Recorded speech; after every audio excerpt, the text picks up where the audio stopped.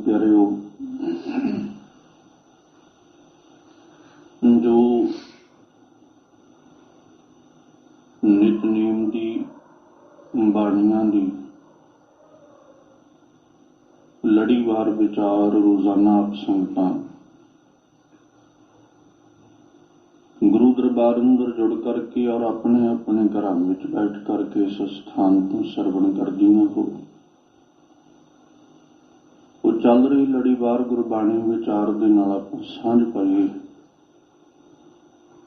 विचारां दी आरंभता तो पहलां सतगुरु धन गुरु ग्रंथ साहिब जी कृपा करन, अपना मेहर भरिया हाथ सिर ते रखण और आप सरबत संगत बख्शो असीस, कोई रसना वांझी ना रहे। दोवें हाथ जोड़ अपनियां मन बिरतियां एकाग्र करदियां लवाओ गुरु चरनां विच हाजरी अदब सहित सरबत संगत मिल करके उचारण करो जी। सतनाम श्री वाहिगुरु साहिब जी। एक बार फिर करो रसनावां पवित्र और मिलके आखो जी।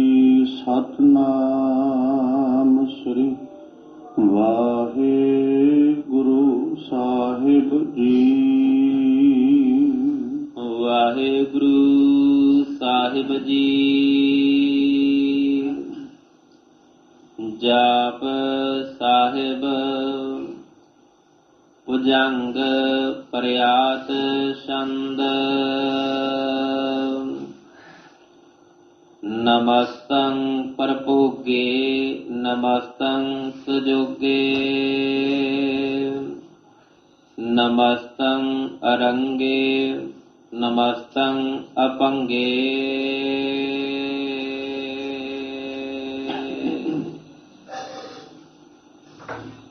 जिस पावन शब्द का पाठ आप संगत ने श्रवण किया है,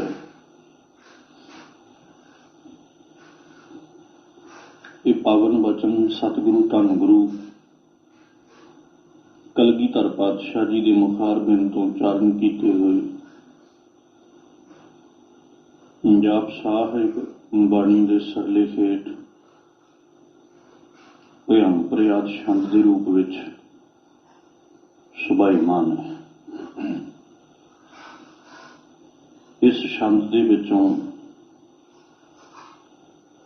पहले 14 पदियां तक की विचार आप संगतां कल के दीवाना तक श्रवण कर चुकियां हो। अज अगलेरे पदियां का पाठ आप संगत ने श्रवण किया है। ख्याल रखिए, धन गुरु कलगीधर पातशाह जी ने इस पावन बाणी के अंदर अकाल पुरख परमेश्वर के सरगुण और निर्गुण दोवां स्वरूपां की बात जिहड़ी वो कीती है। एक पासे सतगुरु जी सरगुण स्वरूप की गल करते हैं और एक पासे मालिक ने निर्गुण स्वरूप की बात की है। अकाल पुरख परमेश्वर नूं कदे एक नज़रिए नाल नहीं वेख्या जा सकता। जे असीं सरगुण स्वरूप नूं वेखदे रहे, हो सकता निर्गुण स्वरूप नूं महसूस करन तो वांझियां रह जाइए। ते जे केवल निर्गुण स्वरूप समझते रहे तो फिर असीं लोकाई दे विचों कदे अकाल पुरख नूं नहीं वेख सकते। दोवें चीज़ां ने जिन्हों भगत साहिबाना ने बाणी के अंदर यह कह दिता भी खालक खलक खलक मैं खालक पूर रहे सब ठाई। खलकत ही खालक है ते खालक दे विच ही खलकत है। जां इउं कह सकते हैं खलकत दे अंदर खालक बैठा है ते खालक करके ही सारी दी सारी खलकत है। दुनिया नूं बनाउण वाले करके दुनिया है ते दुनिया बना के दुनिया बनाउण वाला इहदे विच बैठा है। सरगुण और निर्गुण दोवें स्वरूप। खैर मालिक जी ने गल करदियां होइयां सब तो पहलां अज जदों 15वें पदे की आरंभता की, गुरु साहिब जी ने जिक्र किया कि नमस्तं प्रभोगे ਅਕਾਲ ਪੁਰਖ ਪਰਮੇਸ਼ਵਰ ਜਿਹੜਾ ਹੈ ਉਹਦੇ ਪ੍ਰਤੀ ਸਤਿਗੁਰੂ ਜੀ ਨੇ ਬਾਣੀ ਦੇ ਅੰਦਰ ਇੱਕ ਬੜਾ ਪਿਆਰਾ ਜ਼ਿਕਰ ਕੀਤਾ, ਜਿੱਥੇ ਗੁਰੂ ਸਾਹਿਬ ਕਹਿੰਦੇ ਜੋਗੀ ਅੰਦਰ ਜੋਗੀ ਆ, ਤੂੰ ਭੋਗੀ ਅੰਦਰ ਭੋਗੀ ਆ। ਹੇ ਪਰਮੇਸ਼ਵਰ ਜੀ, ਜਦੋਂ ਅਸੀਂ ਤੇਰੇ ਸਰੂਪ ਨੂੰ ਵੇਖਦੇ ਹਾਂ ਤੇ ਤੇਰੇ ਵਰਗਾ ਜੋਗੀ ਕੋਈ ਵੀ ਨਹੀਂ। ਜੋਗੀ ਤੋਂ ਭਾਵ ਜਿਹਨੇ ਸਭ ਕੁਝ ਤਿਆਗਤਾ। ਤੇਰੇ ਉੱਤੇ ਰਤਾ ਮਾਤਰ ਵੀ ਲੇਸ਼ ਨਹੀਂ ਹੈ, ਰਤਾ ਮਾਤਰ ਵੀ ਤੇਰੇ ਉੱਤੇ ਕੋਈ ਦਾਗ ਨਹੀਂ ਹੈ। ਤੂੰ ਜੋਗੀ ਬੜਾ ਵੱਡਾ ਹੈ, ਤੇਰੇ ਵਰਗਾ ਤਿਆਗੀ ਕੋਈ ਨਹੀਂ, ਕਿਉਂਕਿ ਤੂੰ ਕਿਸੇ ਚੀਜ਼ ਨੂੰ ਭੋਗਦਾ ਨਹੀਂ ਹੈ। ਹਰ ਇੱਕ ਚੀਜ਼ ਦਾ ਤੂੰ ਤਿਆਗ ਕੀਤਾ ਹੋਇਆ। ਕਿਸੇ ਵਸਤੂ ਦੇ ਰਸ ਵਿੱਚ ਨਹੀਂ ਤੂੰ ਬੈਠਾ, ਕਿਸੇ ਵਸਤੂ ਦੀ ਅਧੀਨਗੀ ਤੂੰ ਨਹੀਂ ਕਬੂਲੀ। ਹੇ ਅਕਾਲ ਪੁਰਖ ਪਰਮੇਸ਼ਵਰ ਜੀ, ਤੁਸੀਂ ਜੋਗੀ ਹੋ। ਇੱਕ ਪਾਸਾ ਰੱਖਣ ਤੋਂ ਬਾਅਦ ਵਿੱਚ ਦੂਜਾ ਪਾਸਾ ਰੱਖ ਦਿੰਦੇ ਨੇ ਭੋਗੀ ਅੰਦਰ ਭੋਗੀ ਆ। ਰੱਬ ਜੀ, ਤੇਰੇ ਵਰਗਾ ਭੋਗੀ ਵੀ ਕੋਈ ਨਹੀਂ ਹੈ, ਕਿਉਂਕਿ ਜਦੋਂ ਨਿਰਗੁਣ ਸਰੂਪ ਦੀ ਗੱਲ ਕਰਾਂਗੇ ਉਦੋਂ ਰੱਬ ਵਰਗਾ ਜੋਗੀ ਕੋਈ ਨਹੀਂ ਦੇ। ਔਰ ਜਿਸ ਵਕਤ ਆਪਾਂ ਸਰਗੁਣ ਸਰੂਪ ਦੀ ਗੱਲ ਕਰਾਂਗੇ ਤੇ ਫਿਰ ਰੱਬ ਵਰਗਾ ਭੋਗੀ ਵੀ ਕੋਈ ਨਹੀਂ। ਦੋਵੇਂ ਪੱਖ ਇਸੇ ਕਰਕੇ ਆਰੰਭਤਾ ਵਿੱਚ ਲੈ ਕੇ ਚੱਲੇ ਹਾਂ ਕਿ ਅਕਾਲ ਪੁਰਖ ਪਰਮੇਸ਼ਵਰ ਦੇ ਦੋਵੇਂ ਸਰੂਪਾਂ ਦੀ ਬਾਤ ਬਾਣੀ ਸਾਡੇ ਸਾਹਮਣੇ ਕਰਦੀ ਹੈ। ਤੇ ਬਾਣੀ ਦੇ ਅੰਦਰ ਜਦੋਂ ਅਸੀਂ ਅਕਾਲ ਪੁਰਖ ਪਰਮੇਸ਼ਵਰ ਦੇ ਸਰੂਪਾਂ ਨੂੰ ਨਿਹਾਰਦੇ ਹਾਂ ਤੇ ਮਾਲਕ ਨੇ ਬੜੇ ਪ੍ਰਤੱਖ ਰੂਪ ਵਿੱਚ ਸਰਗੁਣ ਨਿਰਗੁਣ ਨਿਰੰਕਾਰ ਸੁਨ ਸਮਾਧੀ ਆਪ ਆਪਨ ਕੀਆ ਨਾਨਕਾ ਆਪੇ ਹੀ ਫਿਰ ਜਾ। ਹੁਣ ਉਹਦੇ ਸਰਗੁਣ ਤੇ ਨਿਰਗੁਣ ਦੋਵਾਂ ਸਰੂਪਾਂ ਦੀ ਗੱਲ ਬਾਣੀ ਨੇ ਕੀਤੀ ਹੈ। ਤੇ ਸਰਗੁਣ ਸਰੂਪ ਹੈ ਜੋ ਸਾਨੂੰ ਨਜ਼ਰ ਆ ਰਿਹਾ ਹੈ, ਨਿਰਗੁਣ ਸਰੂਪ ਹੈ ਜੋ ਸਾਨੂੰ ਨਜ਼ਰ ਨਹੀਂ ਆ ਰਿਹਾ। ਸਰਗੁਣ ਸਰੂਪ ਵੇਖਿਆ ਜਾ ਸਕਦਾ, ਨਿਰਗੁਣ ਸਰੂਪ ਵੇਖਿਆ ਨਹੀਂ ਜਾ ਸਕਦਾ। ਸਰਗੁਣ ਸਰੂਪ ਨੂੰ ਅੱਖਾਂ ਨਾਲ ਨਿਹਾਰਿਆ ਜਾ ਸਕਦਾ, ਨਿਰਗੁਣ ਸਰੂਪ ਕੇਵਲ ਮਹਿਸੂਸ ਕੀਤਾ ਜਾ ਸਕਦਾ ਹੈ। ਤੇ ਜਿਸ ਵਕਤ ਰੱਬ ਜੀ ਦੇ ਸਰਗੁਣ ਸਰੂਪ ਦੀ ਗੱਲ ਕਰਦੇ ਹਾਂ ਉਦੋਂ ਰੱਬ ਵਰਗਾ ਭੋਗੀ ਕੋਈ ਵੀ ਨਹੀਂ। ਅੱਜ ਧੰਨ ਗੁਰੂ ਕਲਗੀਧਰ ਪਾਤਸ਼ਾਹ ਵੀ ਕਹਿੰਦੇ ਨਮਸਤੰ ਪ੍ਰਭੋਗੇ।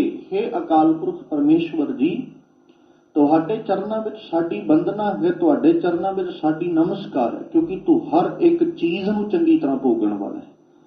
ਤੇਰੇ ਵਰਗਾ ਭੋਗੀ ਹੈ ਹੀ ਕੋਈ ਨਹੀਂ। ਜਿਸ ਵੀ ਵਸਤੂ ਦਾ ਤੂੰ ਭੋਗ ਕਰਦਾ ਹੈ, ਜਿਸ ਵੀ ਵਸਤੂ ਨੂੰ ਤੂੰ ਮਾਣਦਾ ਹੈ, ਉਹਨੂੰ ਬੜੇ ਚੰਗੇ ਢੰਗ ਨਾਲ ਮੰਨਣ ਵਾਲਾ ਹੈ। ਸਾਰੇ ਸਮਾਜ ਅੰਦਰ, ਸੰਸਾਰ ਦੇ ਉੱਤੇ ਸਾਰੇ ਪਦਾਰਥਾਂ ਨੂੰ, ਜਗਤ ਦੇ ਹਰ ਇੱਕ ਵਸਤੂ ਨੂੰ, ਜਗਤ ਦੇ ਹਰ ਇੱਕ ਪਦਾਰਥ ਨੂੰ ਤੁਸੀਂ ਚੰਗੀ ਤਰ੍ਹਾਂ ਭੋਗਣ ਵਾਲੇ ਹੋ। ਤੁਹਾਡੇ ਵਰਗਾ ਭੋਗੀ ਕੋਈ ਵੀ ਨਹੀਂ ਹੈ। ਸਤਿਗੁਰੂ ਜੀ ਨੇ ਆਖਿਆ ਨਮਸਤੰ ਪ੍ਰਭੋਗੇ ਨਮਸਤੰ ਸੁਜੋਗੇ। ਸੁਜੋਗੇ ਤੋਂ ਭਾਵ ਚੰਗੀ ਤਰ੍ਹਾਂ ਮਿਲਿਆ ਹੋਇਆ ਸਜੋਗ। ਤੇ ਰੱਬ ਜੀ ਜਿਸ ਵਕਤ ਤੁਹਾਡੇ ਨਿਰਗੁਣ ਸਰੂਪ ਦੀ ਗੱਲ ਕੀਤੀ ਤੇ ਤੁਸੀਂ ਸਾਰੀਆਂ ਚੀਜ਼ਾਂ ਤੋਂ ਉਪਰਾਮ ਹੋ। ਜਦੋਂ ਤੁਹਾਡੇ ਸਰਗੁਣ ਸਰੂਪ ਦੀ ਬਾਤ ਕੀਤੀ ਤੇ ਉਦੋਂ ਸਾਰੀਆਂ ਚੀਜ਼ਾਂ ਦੇ ਅੰਦਰ ਤੁਸੀਂ ਸਮਾਏ ਹੋਏ ਹੋ। ਸਰਗੁਣ ਸਰੂਪ ਦੇ ਅੰਦਰ ਤੁਸੀਂ ਭੋਗੀ ਹੋ, ਨਿਰਗੁਣ ਸਰੂਪ ਦੇ ਅੰਦਰ ਤੁਸੀਂ ਜੋਗੀ ਹੋ। ਤੇ ਰੱਬ ਜੀ ਜਿੰਨਾ ਵੀ ਸਮਾਜ ਸਾਰੇ ਦਾ ਸਾਰਾ ਬਣਿਆ ਹੋਇਆ ਹੈ, ਸਾਰੇ ਦੇ ਸਾਰੀਆਂ ਵਸਤੂਆਂ ਤੇ ਪਦਾਰਥ ਬਣੇ ਹੋਏ ਨੇ, ਇਹਨਾਂ ਸਾਰੀਆਂ ਵਸਤੂਆਂ ਤੇ ਪਦਾਰਥਾਂ ਦੇ ਵਿੱਚ ਤੁਸੀਂ ਮੁਕੰਮਲ ਤੌਰ ਦੇ ਉੱਤੇ ਸੁਭਾਏਮਾਨ ਹੋ। ਸਾਰਿਆਂ ਵਿੱਚ ਤੁਸੀਂ ਬੈਠੇ ਹੋ, ਸਾਰਿਆਂ ਅੰਦਰ ਤੁਹਾਡਾ ਸੁਜੋਗ ਹੈ। ਜਿਹਨੂੰ ਗੁਰੂ ਨਾਨਕ ਸਾਹਿਬ ਨੇ ਆਖਿਆ ਇਹ ਜਗ ਸੱਚੇ ਕੀ ਹੈ ਕੋਠੜੀ, ਸੱਚੇ ਕਾ ਵਿੱਚ ਵਾਸ। ਇੱਕ ਨਾ ਹੁਕਮ ਸਮਾਏ ਲੈ, ਇੱਕ ਨਾ ਹੁਕਮੇ ਕਰੇ ਵਿਨਾਸ਼। ਇੱਕ ਨਾ ਭਾਣੇ ਕੱਢ ਲਏ, ਇੱਕ ਨਾ ਮਾਇਆ ਵਿੱਚ ਨਿਵਾਸ। ਹੁਣ ਇਹ ਸਾਰੇ ਦਾ ਸਾਰਾ ਜਗਤ ਜਿਹੜਾ ਹੈ ਉਸ ਸੱਚੇ ਦੀ ਕੋਠੜੀ ਹੈ, ਸੱਚੇ ਦਾ ਘਰ ਹੈ। ਤੇ ਸੁਭਾਵਿਕ ਜਿਹੀ ਗੱਲ ਹੈ, ਜਿਹਦਾ ਘਰ ਹੈ, ਜਿਹਦੀ ਕੋਠੜੀ ਹੈ, ਉਹ ਆਪਣੇ ਘਰ ਵਿੱਚ ਜ਼ਰੂਰ ਮੌਜੂਦ ਹੋਏਗਾ। ਇਸੇ ਕਰਕੇ ਤੇ ਮਾਲਕ ਜੀ ਨੇ ਬਾਣੀ ਵਿੱਚ ਜ਼ਿਕਰ ਕੀਤਾ ਨਾ, ਹਰ ਮੰਦਰ ਇਹੋ ਸਰੀਰ ਹੈ ਜਿੱਥੋਂ ਹਰ ਜਾਤਾ। ਇਹ ਸਾਡੀ ਕਾਇਆ ਹੀ ਰੱਬ ਦਾ ਘਰ ਹੈ, ਜਿਹਦੇ ਵਿੱਚੋਂ ਅਸੀਂ ਰੱਬ ਨੂੰ ਜਾਣ ਸਕਦੇ ਹਾਂ, ਰੱਬ ਨੂੰ ਪਹਿਚਾਣ ਸਕਦੇ ਹਾਂ। ਸਾਡੀ ਕਾਇਆ ਵਿੱਚ ਬੈਠਾ ਹੋਇਆ ਉਹ ਭੋਗੀ ਹੈ। ਜਦੋਂ ਅਸੀਂ ਸਰਗੁਣ ਸਰੂਪ ਦੀ ਗੱਲ ਕਰਾਂਗੇ ਤੇ ਆਹ ਜਿਹੜੀ ਕਾਇਆ ਹੈ, ਇਹ ਕਾਇਆ ਵੀ ਉਸੇ ਰੱਬ ਦੀ ਹੈ, ਇਹ ਕਾਇਆ ਵੀ ਉਸ ਰੱਬ ਦਾ ਸਰੂਪ ਹੈ, ਇਹ ਕਾਇਆ ਵੀ ਰੱਬ ਦਾ ਇੱਕ ਰੂਪ ਹੈ।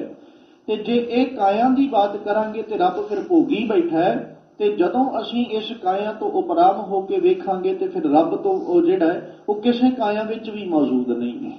ਤੇ ਜਦੋਂ ਕਾਇਆ ਤੋਂ ਰਹਿਤ ਹੋ ਜਾਏਗਾ ਫਿਰ ਉਹ ਜੋਗੀ ਬਣ ਜਾਂਦਾ ਹੈ। ਕਾਇਆ ਵਿੱਚ ਬੈਠਾ ਉਹ ਭੋਗੀ ਬਣ ਜਾਂਦਾ ਹੈ। ਉਹ ਭੋਗੀ ਵੀ ਹੈ ਤੇ ਉਹ ਸੁਜੋਗੀ ਵੀ ਹੈ। ਉਹ ਸਾਰਿਆਂ ਦੇ ਵਿੱਚ ਮੁਕੰਮਲ ਤੌਰ ਤੇ ਉੱਤੇ ਪਰਿਪੂਰਨ ਵੀ ਹੈ। ਸਭਨਾਂ ਵਿੱਚ ਉਹ ਬੈਠਾ ਹੋਇਆ ਹੈ।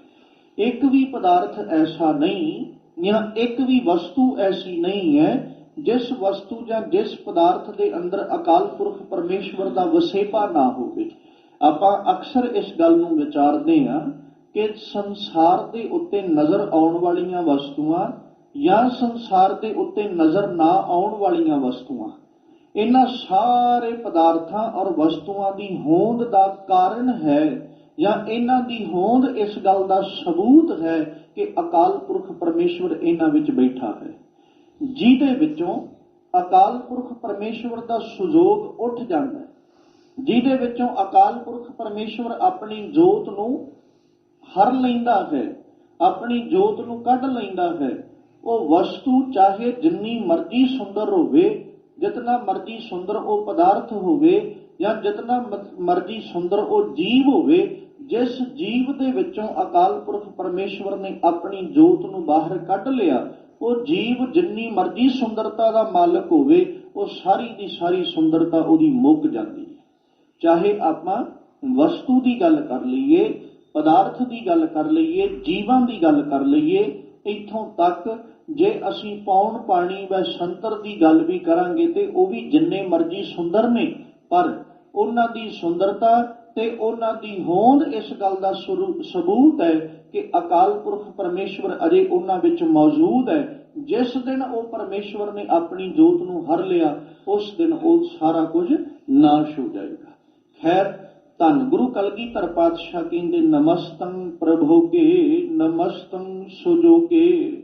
ਰੱਬ ਜੀ, ਹੇ ਵਾਹਿਗੁਰੂ ਜੀ, ਤੁਹਾਡੇ ਅੱਗੇ ਸਾਡੀ ਨਮਸਕਾਰ ਹੈ, ਤੁਹਾਨੂੰ ਸਾਡੀ ਬੰਦਨਾ ਹੈ। ਅਕਾਲ ਪੁਰਖ ਪਰਮੇਸ਼ਵਰ ਜੀ, ਤੁਹਾਡੇ ਅੱਗੇ ਅਸੀਂ ਸੀਸ ਨਵਾਉਂਦੇ ਹਾਂ, ਤੁਹਾਡੇ ਚਰਨਾਂ 'ਚ ਨਮਸਕਾਰ ਕਰਦੇ ਹਾਂ, ਕਿਉਂਕਿ ਤੁਸੀਂ ਹਰ ਇੱਕ ਪਦਾਰਥ ਨੂੰ ਚੰਗੀ ਤਰ੍ਹਾਂ ਮੰਨਣ ਵਾਲੇ ਹੋ। ਤੇ ਰੱਬ ਜੀ, ਤੁਸੀਂ ਸਾਰੇ ਸੰਸਾਰ ਦੇ ਅੰਦਰ, ਸਾਰੇ ਜੀਵਾਂ ਦੇ ਅੰਦਰ ਮੁਕੰਮਲ ਤੌਰ ਦੇ ਉੱਤੇ ਮੌਜੂਦ ਹੋ, ਇਸ ਕਰਕੇ ਤੁਹਾਡੇ ਅੱਗੇ ਸਾਡੀ ਨਮਸਕਾਰ ਹੈ। ਫਿਰ ਕਹਿੰਦੇ, ਨਮਸਤੰ ਅਰੰਗੇ ਨਮਸਤੰ ਅਭੰਗੇ। ਹੁਣ ਇਹ ਦੋਵੇਂ ਚੀਜ਼ਾਂ ਖਿਆਲ ਰੱਖਿਓ। ਰੱਬ ਜੀ, ਜਦੋਂ ਅਸੀਂ ਤੁਹਾਡੇ ਸਰੂਪ ਵੱਲ ਝਾਤ ਮਾਰੀ, ਜੀਵਾਂ ਨੇ ਬਹੁਤ ਯਤਨ ਕੀਤਾ ਵੀ ਸ਼ਾਇਦ ਇੱਕ ਰੰਗ ਜਿਹੜਾ ਹੈ ਉਹ ਰੱਬ ਨੂੰ ਪ੍ਰਸੰਨ ਕਰ ਸਕਦਾ ਹੋਵੇ। ਇੱਕ ਮਾਲਕ ਜੀ ਦੀ ਪਾਵਨ ਬਾਣੀ ਦਾ ਵਚਨ ਹੈ, ਜਿੱਥੇ ਧੰਨ ਗੁਰੂ ਅਰਜਨ ਸਾਹਿਬ ਜੀ ਜ਼ਿਕਰ ਕਰਦੇ, ਰੰਗ ਸਭੇ ਨਾਰਾਇਣ ਹੈ ਜੇਤੇ ਮਨ ਪਾਵਨ। ਸੰਸਾਰ ਦੇ ਉੱਤੇ ਜਿਤਨੇ ਕੌਤਕ ਨੇ ਉਹ ਕੌਣ ਵਰਤਾ ਰਿਹਾ ਹੈ? ਪਰਮੇਸ਼ਵਰ, ਜਿਹਨੂੰ ਲੈ ਕੇ ਆਪਾਂ ਅਕਸਰ ਇਹ ਬਾਤ ਕਰਦੇ ਹਾਂ, ਕਰਨ ਕਰਾਵਣ ਹਾਰ ਸੁਆਮੀ, ਖੇਲੇ ਬਿਗਸੈ ਅੰਤਰਜਾਮੀ, ਕਿ ਉਹ ਅਕਾਲ ਪੁਰਖ ਪਰਮੇਸ਼ਵਰ ਜਿਹੜਾ ਉਹ ਕਰਨ ਤੇ ਕਰਾਉਣ ਵਾਲਾ ਹੈ। ਕਰਨ ਵੀ ਹੈ, ਕਾਰਨ ਵੀ ਹੈ ਤੇ ਕਾਰਕ ਵੀ ਹੈ। ਤਿੰਨੋਂ ਚੀਜ਼ਾਂ ਉਹੀ ਹੈ। ਕਰਦਾ ਵੀ ਉਹ ਹੈ, ਕਰਾਉਂਦਾ ਵੀ ਉਹ ਹੈ ਤੇ ਰੀਜ਼ਨ ਵੀ ਉਹੀ ਬਣਦਾ ਹੈ। ਉਹਦੇ ਤੋਂ ਬਿਨਾਂ ਤੇ ਕੁਝ ਵੀ ਨਹੀਂ ਹੈ। ਧੰਨ ਗੁਰੂ ਕਲਗੀਧਰ ਪਾਤਸ਼ਾਹ ਜੀ ਕਹਿੰਦੇ, ਰੱਬ ਜੀ, ਤੁਹਾਡੇ ਅੱਗੇ ਸਾਡੀ ਨਮਸਕਾਰ ਹੈ। ਅਰੰਗੇ, ਕਿਉਂਕਿ ਤੁਸੀਂ ਰੰਗ ਤੋਂ ਰਹਿਤ ਹੋ। ਕਿਸੇ ਪ੍ਰਕਾਰ ਵੀ ਤੁਹਾਡੇ ਉੱਤੇ ਕੋਈ ਰੰਗ ਦਾ ਪ੍ਰਭਾਵ ਨਹੀਂ ਹੈ। ਮੈਂ ਦਾਅਵਾ ਕਰਕੇ ਇਹ ਨਹੀਂ ਕਹਿ ਸਕਦਾ ਕਿ ਜੇ ਮੈਂ ਆਹ ਰੰਗ ਪਾ ਲਿਆ ਤੇ ਰੱਬ ਮੇਰੇ ਤੇ ਪ੍ਰਸੰਨ ਹੋ ਜਾਏਗਾ, ਜਾਂ ਮੈਂ ਇਹ ਰੰਗ ਪਾ ਲਿਆ ਤੇ ਅੱਜ ਰੱਬ ਮੇਰੇ ਤੋਂ ਨਿਰਾਸ਼ ਹੋ ਜਾਏਗਾ। ਨਹੀਂ, ਜਿਸ ਵੀ ਰੰਗ ਦੀ ਗੱਲ ਕਰਾਂਗੇ, ਰੱਬ ਜੀ ਤੁਸੀਂ ਸਾਰੇ ਰੰਗਾਂ ਵਿੱਚ ਮੌਜੂਦ ਹੈ ਤੇ ਸਾਰੇ ਰੰਗਾਂ ਤੋਂ ਪਾਸੇ ਵੀ ਹੋ। ਵੇਖੋ, ਖਿਆਲ ਰੱਖੀਏ, ਸਾਡਾ ਪਹਿਰਾਵਾ ਸਾਦਾ ਹੋਣਾ ਚਾਹੀਦਾ ਹੈ, ਸਾਡੇ ਪਹਿਰਾਵੇ ਦਾ ਦਿੱਖ ਸਾਦੀ ਹੋਣੀ ਚਾਹੀਦੀ ਹੈ। ਪਰ ਜੇ ਅਸੀਂ ਰੰਗਾਂ ਦਾ ਜ਼ਿਕਰ ਕਰਾਂਗੇ ਤੇ ਫਿਰ ਰੰਗ ਤੇ ਕੋਈ ਵੀ ਖਾਸ ਨਹੀਂ ਨਾ। ਜਦੋਂ ਆਪਾਂ ਧੰਨ ਗੁਰੂ ਕਲਗੀਧਰ ਪਾਤਸ਼ਾਹ ਜੀ ਦੇ ਇਸ ਪਾਵਨ ਬਾਣੀ ਨੂੰ ਵਿਚਾਰਦੇ ਹਾਂ, ਜਾਂ ਧੰਨ ਗੁਰੂ ਗ੍ਰੰਥ ਸਾਹਿਬ ਪਾਤਸ਼ਾਹ ਜੀ ਦੀ ਬਾਣੀ ਨੂੰ ਆਪਾਂ ਵਿਚਾਰਦੇ ਹਾਂ, ਬਾਣੀ ਦੇ ਅੰਦਰ ਸਾਨੂੰ ਕਿਸੇ ਵੀ ਜਗ੍ਹਾ ਦੇ ਉੱਤੇ ਜਾ ਕਰਕੇ ਇਸ ਗੱਲ ਦੇ ਉੱਤੇ ਕਦੇ ਪ੍ਰੋੜਤਾ ਕਰਕੇ ਨਹੀਂ ਕਿਹਾ ਗਿਆ ਵੀ ਆਹੀ ਰੰਗ ਹੈ ਜਿਹੜਾ ਅਸੀਂ ਤਨ ਉੱਤੇ ਧਾਰਨ ਕਰਨਾ। ਆਪਾਂ ਬਾਣੀ ਜਦੋਂ ਪੜ੍ਹਦੇ ਹਾਂ, ਸਗੋਂ ਬਾਣੀ ਦੇ ਅੰਦਰ ਇਹ ਭਰਮ ਤੇ ਭੁਲੇਖੇ ਸਾਡੇ ਮਨਾਂ ਚੋਂ ਕੱਢੇ ਗਏ ਨੇ ਕਿ ਭਾਈ ਤੁਸੀਂ ਕੱਲਾ ਇਹ ਨਾ ਸੋਚੀ ਚੱਲੋ ਚਿੱਟੇ ਪਾ ਲਾਂਗੇ ਤੇ ਰੱਬ ਮਿਲ ਜਾਏਗਾ, ਕਾਲੇ ਧਾਰਨ ਕਰ ਲਾਂਗੇ ਤੇ ਪਰਮੇਸ਼ਵਰ ਤੋਂ ਦੂਰੀ ਬਣ ਜਾਏਗੀ, ਜਾਂ ਕੋਈ ਹੋਰ ਵਸਤਰ ਧਾਰਨ ਕਰਾਂਗੇ ਰੱਬ ਨਾਲ ਜਿਹੜੀ ਇਕਮਿਕਤਾ ਬਣ ਜਾਏਗੀ। ਇਹਨਾਂ ਸਾਰੀਆਂ ਚੀਜ਼ਾਂ ਤੋਂ ਉਪਰਾਮ ਕੀਤਾ। ਉਪਰਾਮ ਕਰਕੇ ਸਾਨੂੰ ਸਿਰਫ ਇਹ ਸਮਝਾਇਆ ਗਿਆ ਵੀ ਉਹ ਅਕਾਲ ਪੁਰਖ ਪਰਮੇਸ਼ਵਰ ਰੰਗ ਉੱਤੇ ਨਹੀਂ ਰੀਝਦਾ, ਉਹ ਪਰਮੇਸ਼ਵਰ ਕਿਸੇ ਖਾਸ ਰੰਗ ਉੱਤੇ ਪ੍ਰਸੰਨ ਨਹੀਂ ਹੁੰਦਾ। ਸੱਜਣਾ, ਤੇਰੀ ਜ਼ਿੰਦਗੀ ਦੇ ਅੰਦਰ ਤੇਰੇ ਮਨ ਉੱਤੇ ਰੰਗ ਕਿੰਨਾ ਕੁ ਚੜਿਆ, ਗੱਲ ਇਸ ਉੱਤੇ ਆ ਕੇ ਬਣਨੀ ਹੈ। ਤੇਰਾ ਮਨ ਕਿੰਨੀ ਕੁ ਰੰਗਤ ਵਿੱਚ ਰੰਗਿਆ ਹੋਇਆ, ਬਸ ਜਿੰਨਾ ਹਿਰਦਾ ਤੇਰੀ ਰੰਗਤ ਵਿੱਚ ਰੰਗਿਆ ਉਨੀ ਕੁ ਪ੍ਰਸੰਨਤਾ ਉਸ ਮਾਲਕ ਤੋਂ ਲੈ ਲੇਗਾ। ਸਰੀਰਕ ਤੌਰ ਦੇ ਉੱਤੇ ਜੇ ਅਸੀਂ ਵਸਤਰਾਂ ਦੀ ਗੱਲ ਕਰਾਂਗੇ ਤੇ ਰੱਬ ਵਸਤਰਾਂ ਉੱਤੇ, ਵਸਤਰਾਂ ਦੇ ਰੰਗਾਂ ਉੱਤੇ ਨਹੀਂ ਰੀਝਦਾ। ਹਾਂ, ਜਿਸ ਦਿਨ ਉਹਨੇ ਰੀਝਣਾ, ਵੇਖੋ ਬਾਣੀ ਨੇ ਫਿਰ ਇੱਕ ਪੱਖ ਰੱਖਿਆ ਵੀ, ਲਾਲ ਰੰਗ ਤਿਸ ਕੋ ਲੱਗਾ ਜਿਸ ਕੇ ਵਡ ਭਾਗਾ, ਮੈਲਾ ਕਦੇ ਨਾ ਹੋਵੀ ਨਾ ਲਾਗੈ ਦਾਗਾ। ਹੁਣ ਉਹ ਰੰਗ ਦੀ ਜਦੋਂ ਗੱਲ ਕਰਦੇ ਨੇ ਉਦੋਂ ਸਾਹਿਬ ਕਹਿੰਦੇ ਸੂਹੇ ਰੰਗ ਦੇ ਅੰਦਰ ਆ ਕਰਕੇ, ਜਦੋਂ ਹਿਰਦਾ ਤੇਰਾ ਸੂਹੇ ਰੰਗ ਵਿੱਚ ਭਿੱਜ ਜਾਏਗਾ, ਸੂਹਾ ਰੰਗ ਮਤਲਬ ਉਹਦੇ ਪ੍ਰੇਮ ਰੰਗ ਵਿੱਚ ਭਿੱਜ ਜਾਣਾ। ਜਿਸ ਦਿਨ ਤੇਰਾ ਹਿਰਦਾ ਪ੍ਰੇਮ ਦੇ ਰੰਗ ਵਿੱਚ ਭਿੱਜ ਗਿਆ ਸੱਜਣਾ, ਰੱਬ ਦੀ ਪ੍ਰਸੰਨਤਾ ਦਾ ਪਾਤਰ ਬਣ ਜਾਏਗਾ। ਤੇ ਉਦਾਂ ਜੇ ਵੇਖੇਗਾ ਤੇ ਫਿਰ ਰੱਬ ਅੱਗੇ ਨਮਸਕਾਰ ਤਾਂ ਹੈ, ਕਿਉਂਕਿ ਉਹ ਕਿਸੇ ਰੰਗ ਉੱਤੇ ਰੀਝਦਾ ਹੀ ਨਹੀਂ। ਸਾਡੇ ਤਨ ਉੱਤੇ ਪਾਏ ਵਸਤਰ ਵੇਖ ਕੇ ਕਦੇ ਨਹੀਂ ਰੀਝੇਗਾ ਉਹ। ਜੇ ਉਹ ਰੀਝਦਾ ਹੁੰਦਾ ਤੇ ਸਤਿਗੁਰੂ ਬਾਣੀ 'ਚ ਕਿਉਂ ਆਖਦੇ ਕੋਈ ਓਡਾ ਨੀਲ ਕੋਈ ਸੁਪੇਦ? ਕਿਉਂ ਗੁਰੂ ਸਾਹਿਬ ਆਖਦੇ, ਕਿਉਂ ਗੇਰੂਏ ਰੰਗ ਦੇ ਵਸਤਰ ਧਾਰਨ ਕਰਕੇ ਤੂੰ ਸਾਬਤ ਕਰਨਾ ਚਾਹੁੰਦਾ? ਕਿਉਂ ਤੂੰ ਆਪਣੇ ਆਪ ਨੂੰ ਇਸ ਤਰ੍ਹਾਂ ਦਾ ਰੰਗ ਧਾਰਨ ਕਰਕੇ ਇਹ ਸਾਬਤ ਕਰਨਾ ਚਾਹੁੰਦਾ ਕਿ ਪਰਮੇਸ਼ਵਰ ਇਹਨਾਂ ਰੰਗਾਂ ਉੱਤੇ ਰੀਝਦਾ? ਮਾਲਕ ਕਹਿੰਦੇ ਨਹੀਂ, ਉਹ ਕਿਸੇ ਖਾਸ ਰੰਗ ਉੱਤੇ ਨਹੀਂ ਉਹ ਰੀਝਦਾ। ਨਮਸਤੰ ਅਰੰਗੇ, ਫਿਰ ਕਹਿੰਦੇ ਨਮਸਤੰ ਅਭੰਗੇ। ਰੱਬ ਜੀ, ਤੁਹਾਨੂੰ ਕਿਸੇ ਤਰ੍ਹਾਂ ਵੀ ਭੰਗ ਨਹੀਂ ਕੀਤਾ ਜਾ ਸਕਦਾ, ਤੁਸੀਂ ਨਾਸ਼ ਤੋਂ ਰਹਿਤ ਹੋ। ਜੀਵ ਇਮਾਰਤ ਢਾ ਸਕਦਾ, ਪਰ ਇਮਾਰਤ ਦੇ ਅੰਦਰ ਰਹਿਣ ਵਾਲਾ ਜਿਹੜਾ ਉਹ ਅਕਾਲ ਪੁਰਖ ਪਰਮੇਸ਼ਵਰ ਹੈ, ਉਹਨੂੰ ਕਦੇ ਢਾਇਆ ਨਹੀਂ ਜਾ ਸਕਦਾ। ਹੁਣ ਖਿਆਲ ਰੱਖਿਓ, ਮੈਂ ਇੱਥੇ ਇਮਾਰਤ ਕਿਸੇ ਖਾਸ ਦਾ ਜ਼ਿਕਰ ਨਹੀਂ ਕਰਨ ਲੱਗਾ। ਸਾਡੀ ਕਾਇਆ ਹੈ, ਅਸੀਂ ਇਸ ਕਾਇਆ ਦਾ ਨਾਸ਼ ਕਰ ਸਕਦੇ ਹਾਂ, ਪਰ ਕਾਇਆ ਵਿਚਲੀ ਜੋਤ ਦਾ ਅਸੀਂ ਕੁਝ ਵੀ ਨਹੀਂ ਵਿਗਾੜ ਸਕਦੇ। ਜੇ ਆਪਾਂ ਬਾਹਰੀ ਤੌਰ ਉੱਤੇ ਵੀ ਗੱਲ ਕਰਾਂਗੇ, ਅਸੀਂ ਧਾਰਮਿਕ ਅਸਥਾਨ ਬਣਾ ਲਏ। ਧਾਰਮਿਕ ਅਸਥਾਨ ਜਿਹੜਾ ਉਹ ਬਣਾਉਣ ਦੇ ਕਾਰਨ ਕਈ ਨੇ। ਧਾਰਮਿਕ ਅਸਥਾਨ ਬਣਾਉਣ ਦਾ ਸਭ ਤੋਂ ਵੱਡਾ ਕਾਰਨ ਇਹੋ ਹੈ ਕਿ ਜੀਵ ਸੰਸਾਰਕ ਭੱਜ ਦੌੜ ਦਾ ਤਿਆਗ ਕਰਦਾ ਹੋਇਆ ਕੁਝ ਪਲਾਂ ਦਾ ਸਕੂਨ ਲੈਣ ਵਾਸਤੇ ਧਰਮ ਅਸਥਾਨ ਤੇ ਆ ਕੇ ਬਹਿ ਸਕੇ। ਸਭ ਤੋਂ ਵੱਡਾ ਕਾਰਨ ਇਹ ਹੈ ਧਾਰਮਿਕ ਅਸਥਾਨ ਬਣਾਉਣ ਦਾ। ਹੁਣ ਜੇ ਅਸੀਂ ਧਾਰਮਿਕ ਅਸਥਾਨ ਬਣਾਇਆ ਤੇ ਅਸੀਂ ਇਹ ਆਖਿਆ ਜੀ ਧਰਮ ਅਸਥਾਨ ਤੇ ਰੱਬ ਰਹਿੰਦਾ ਹੈ, ਇਹੋ ਹੈ ਨਾ ਬਾਤ ਵੀ ਧਰਮ ਅਸਥਾਨ ਤੇ ਰੱਬ ਹੈ। ਹੁਣ ਜੇ ਅਸੀਂ ਆ ਕਰਕੇ ਜਾਂ ਕੋਈ ਆ ਕਰਕੇ ਧਾਰਮਿਕ ਅਸਥਾਨ ਢਾਹ ਦੇਵੇਗਾ ਤੇ ਅਸੀਂ ਕੀ ਕਵਾਂਗੇ ਵੀ ਰੱਬ ਦਾ ਘਰ ਢਾਹ ਦਿੱਤਾ, ਜਾਂ ਅਸੀਂ ਕੀ ਆਖਾਂਗੇ ਵੀ ਹੁਣ ਰੱਬ ਦਾ ਘਰ ਢਾਹ ਦਿੱਤਾ ਤੇ ਰੱਬ ਉਹਦੇ ਵਿੱਚੋਂ ਕਿੱਥੇ ਜਾਏਗਾ? ਨਹੀਂ, ਬਾਹਰੀ ਇਮਾਰਤ ਢਾਈ ਹੈ, ਰੱਬ ਦਾ ਕੁਝ ਵੀ ਨਹੀਂ ਵਿਗੜਿਆ। ਜੇ ਕੋਈ ਈਰਖਾ ਵਸ਼ ਆ ਕੇ ਧਰਮ ਅਸਥਾਨ ਦੇ ਉੱਤੇ ਹਮਲਾ ਕਰ ਰਿਹਾ ਹੈ, ਈਰਖਾ ਵਸ਼ ਆ ਕੇ ਧਰਮ ਅਸਥਾਨ ਢਾਉਣ ਦੀ ਕੋਸ਼ਿਸ਼ ਕਰ ਰਿਹਾ ਹੈ, ਈਰਖਾ ਵਸ਼ ਆ ਕੇ ਧਰਮ ਅਸਥਾਨ ਦੀ ਬੇਅਦਬੀ ਪਿਆ ਕਰਦਾ ਹੈ, ਉਹ ਬੇਅਦਬੀ ਕਰਨ ਵਾਲੇ ਨੂੰ ਅਸੀਂ ਮੂਰਖ ਤੇ ਕਹਿ ਸਕਦੇ ਹਾਂ, ਪਰ ਕਦੇ ਇਹ ਨਹੀਂ ਆਖ ਸਕਦੇ ਜੀ ਧਰਮ ਅਸਥਾਨ ਢਾਤਾ ਤੇ ਰੱਬ ਦਾ ਘਰ ਢਹਿ ਗਿਆ। ਨਹੀਂ, ਰੱਬ ਤੇ ਸਾਰਿਆਂ ਵਿੱਚ ਬੈਠਾ ਹੈ। ਮੇਰੇ ਮਾਲਕ ਜੀ ਕਹਿੰਦੇ ਇਹ ਵੀ ਖਿਆਲ ਰੱਖੀਏ, ਰੱਬ ਨੂੰ ਕਦੇ ਢਾਇਆ ਹੀ ਨਹੀਂ ਜਾ ਸਕਦਾ, ਉਹ ਹੈ ਹੀ ਨਾਸ਼ ਤੋਂ ਰਹਿਤ, ਉਹਨੂੰ ਕਦੇ ਨਾਸ਼ ਹੀ ਨਹੀਂ ਕੀਤਾ ਜਾ ਸਕਦਾ। ਨਾ ਉਹ ਨਾਸ਼ ਹੋਵੇ ਤੇ ਨਾ ਉਹਦਾ ਕਦੇ ਘਰ ਨਾਸ਼ ਹੋਵੇ। ਉਹਦਾ ਘਰ ਸਦੀਵ ਰਹਿਣ ਵਾਲਾ ਹੈ, ਅਟਲ ਹੈ। ਅਸੀਂ ਇਹ ਗੱਲ ਕਹਿੰਦੇ ਹਾਂ, ਰੱਬ ਜੀ ਤੁਸੀਂ ਸਦਾ ਸਥਿਰ ਰਹਿਣ ਵਾਲੇ ਹੋ, ਤੇ ਚੇਤਾ ਰੱਖੀਏ ਜੇ ਰੱਬ ਸਦਾ ਸਥਿਰ ਰਹਿਣ ਵਾਲਾ ਤੇ ਫਿਰ ਰੱਬ ਦਾ ਘਰ ਨਾਸ਼ਵਾਨ ਕਿਵੇਂ ਹੋ ਸਕਦਾ ਹੈ? ਰੱਬ ਦਾ ਘਰ ਵੀ ਤੇ ਸਦੀਵ ਰਹਿਣ ਵਾਲਾ ਹੀ ਹੈ ਨਾ। ਭਾਵੇਂ ਅਸੀਂ ਸਰਗੁਣ ਸਰੂਪ ਦੀ ਗੱਲ ਕਰ ਲਈਏ, ਭਾਵੇਂ ਨਿਰਗੁਣ ਸਰੂਪ ਦੀ ਗੱਲ ਕਰ ਲਈਏ, ਰੱਬੀ ਜੋਤ ਸਦੀਵ ਰਹਿਣ ਵਾਲੀ ਹੈ। ਤੇ ਚੇਤਾ ਰੱਖੀਏ ਜਿੱਥੇ ਰੱਬੀ ਜੋਤ ਸਦੀਵ ਰਹਿਣ ਵਾਲੀ ਹੈ, ਰੱਬ ਦਾ ਘਰ ਕਦੇ ਨਾਸ਼ ਨਹੀਂ ਹੋਏਗਾ। ਮਾਲਕ ਜੀ ਆਖਦੇ ਨਮਸਤੰ ਅਭੰਗੇ। ਧੰਨ ਗੁਰੂ ਕਲਗੀਧਰ ਪਾਤਸ਼ਾਹ ਜੀ ਆਖਦੇ, ਕਹਿੰਦੇ ਹੇ ਵਾਹਿਗੁਰੂ ਜੀ, ਤੁਹਾਡੇ ਅੱਗੇ ਸਾਡੀ ਨਮਸਕਾਰ ਹੈ ਤੈਨੂੰ ਸਾਡੀ ਨਮਸਕਾਰ ਹੈ, ਕਿਉਂਕਿ ਤੁਸੀਂ ਨਾਸ਼ ਤੋਂ ਰਹਿਤ ਹੋ। ਤੁਹਾਨੂੰ ਦੁਨੀਆ ਦੀ ਕੋਈ ਵਸਤੂ, ਕੋਈ ਤਾਕਤ, ਕੋਈ ਪਦਾਰਥ ਨਾਸ਼ ਨਹੀਂ ਕਰ ਸਕਦਾ। ਤੁਸੀਂ ਅਪੰਗ ਹੋ, ਤੁਹਾਨੂੰ ਭੰਗ ਨਹੀਂ ਕੀਤਾ ਜਾ ਸਕਦਾ। ਤੁਸੀਂ ਅਰੰਗ ਹੋ, ਤੁਹਾਡੇ ਉੱਤੇ ਕਿਸੇ ਖਾਸ ਰੰਗ ਦਾ ਪ੍ਰਭਾਵ ਨਹੀਂ ਪਾਇਆ ਜਾ ਸਕਦਾ। ਇਸ ਕਰਕੇ ਮਾਲਕ ਜੀ ਤੁਹਾਡੇ ਅੱਗੇ ਸਾਡੀ ਵੰਦਨਾ ਹੈ। ਨਮਸਤੰ ਅਗੰਮੇ ਨਮਸਤਸਤਰੰਮੇ ਨਮਸਤੰ ਜਲਾਸਰੇ ਨਮਸਤੰ ਨਿਰਾਸਰੇ। ਫਿਰ ਸਾਹਿਬ ਆਖਦੇ ਨਮਸਤੰ ਅਗੰਮੇ। ਜਦੋਂ ਗੁਰੂ ਗ੍ਰੰਥ ਸਾਹਿਬ ਪਾਤਸ਼ਾਹ ਦੀ ਬਾਣੀ ਨੂੰ ਪੜ੍ਹਿਆ ਤੇ ਉਹਨਾਂ ਕੀ ਆਖਿਆ? ਹੇ ਰੱਬ ਜੀ, ਤੁਸੀਂ ਅਗੰਮ ਔਰ ਅਗੋਚਰ ਹੋ, ਤੁਹਾਡੇ ਤੱਕ ਸਾਡੀ ਪਹੁੰਚ ਨਹੀਂ ਹੈ। ਨਾ ਪੈਰਾਂ ਨਾਲ ਚੱਲ ਕੇ ਤੇ ਨਾ ਇੰਦਰੀਆਂ ਦੇ ਨਾਲ, ਸਰੀਰਕ ਗਿਆਨ ਇੰਦਰੀਆਂ ਨਾਲ ਵੀ ਨਹੀਂ ਤੇ ਸਰੀਰਕ ਕਰਮ ਇੰਦਰੀਆਂ ਨਾਲ ਵੀ ਨਹੀਂ। ਨਾ ਤੇ ਰੱਬ ਜੀ ਤੁਹਾਡੇ ਤੱਕ ਇੰਦਰੀਆਂ ਨਾਲ ਪਹੁੰਚ ਹੋ ਸਕਦੀ ਹੈ ਤੇ ਨਾ ਹੀ ਤੁਹਾਡੇ ਤੱਕ ਕਿਸੇ ਬੁੱਧੀ ਦੇ ਨਾਲ ਪਹੁੰਚ ਹੋ ਸਕਦੀ ਹੈ, ਕਿਸੇ ਮਤ ਦੇ ਨਾਲ, ਕਿਸੇ ਸਮਝ ਦੇ ਨਾਲ, ਸੂਝ ਦੇ ਨਾਲ ਵੀ ਤੁਹਾਡੇ ਤੱਕ ਪਹੁੰਚ ਨਹੀਂ ਹੈ, ਕਿਉਂਕਿ ਤੁਸੀਂ ਅਗੰਮ ਹੋ। ਸਤਿਗੁਰੂ ਕਲਗੀਧਰ ਪਾਤਸ਼ਾਹ ਜੀ ਆਖਦੇ, ਕਹਿੰਦੇ ਨਮਸਤੰ ਅਗੰਮੇ, ਨਮਸਕਾਰ ਹੈ ਮਾਲਕ ਜੀ ਤੈਨੂੰ, ਕਿਉਂਕਿ ਤੁਸੀਂ ਗਮਨ ਤੋਂ ਪਰੇ ਹੋ। ਤੁਹਾਡੇ ਤੱਕ ਗਮਨ ਕਰਕੇ ਨਹੀਂ ਪਹੁੰਚਿਆ ਜਾ ਸਕਦਾ। ਗਮਨ ਤੋਂ ਭਾਵ ਚੱਲਣਾ, ਤੁਹਾਡੇ ਤੱਕ ਚੱਲ ਕੇ ਨਹੀਂ ਪਹੁੰਚਿਆ ਜਾ ਸਕਦਾ।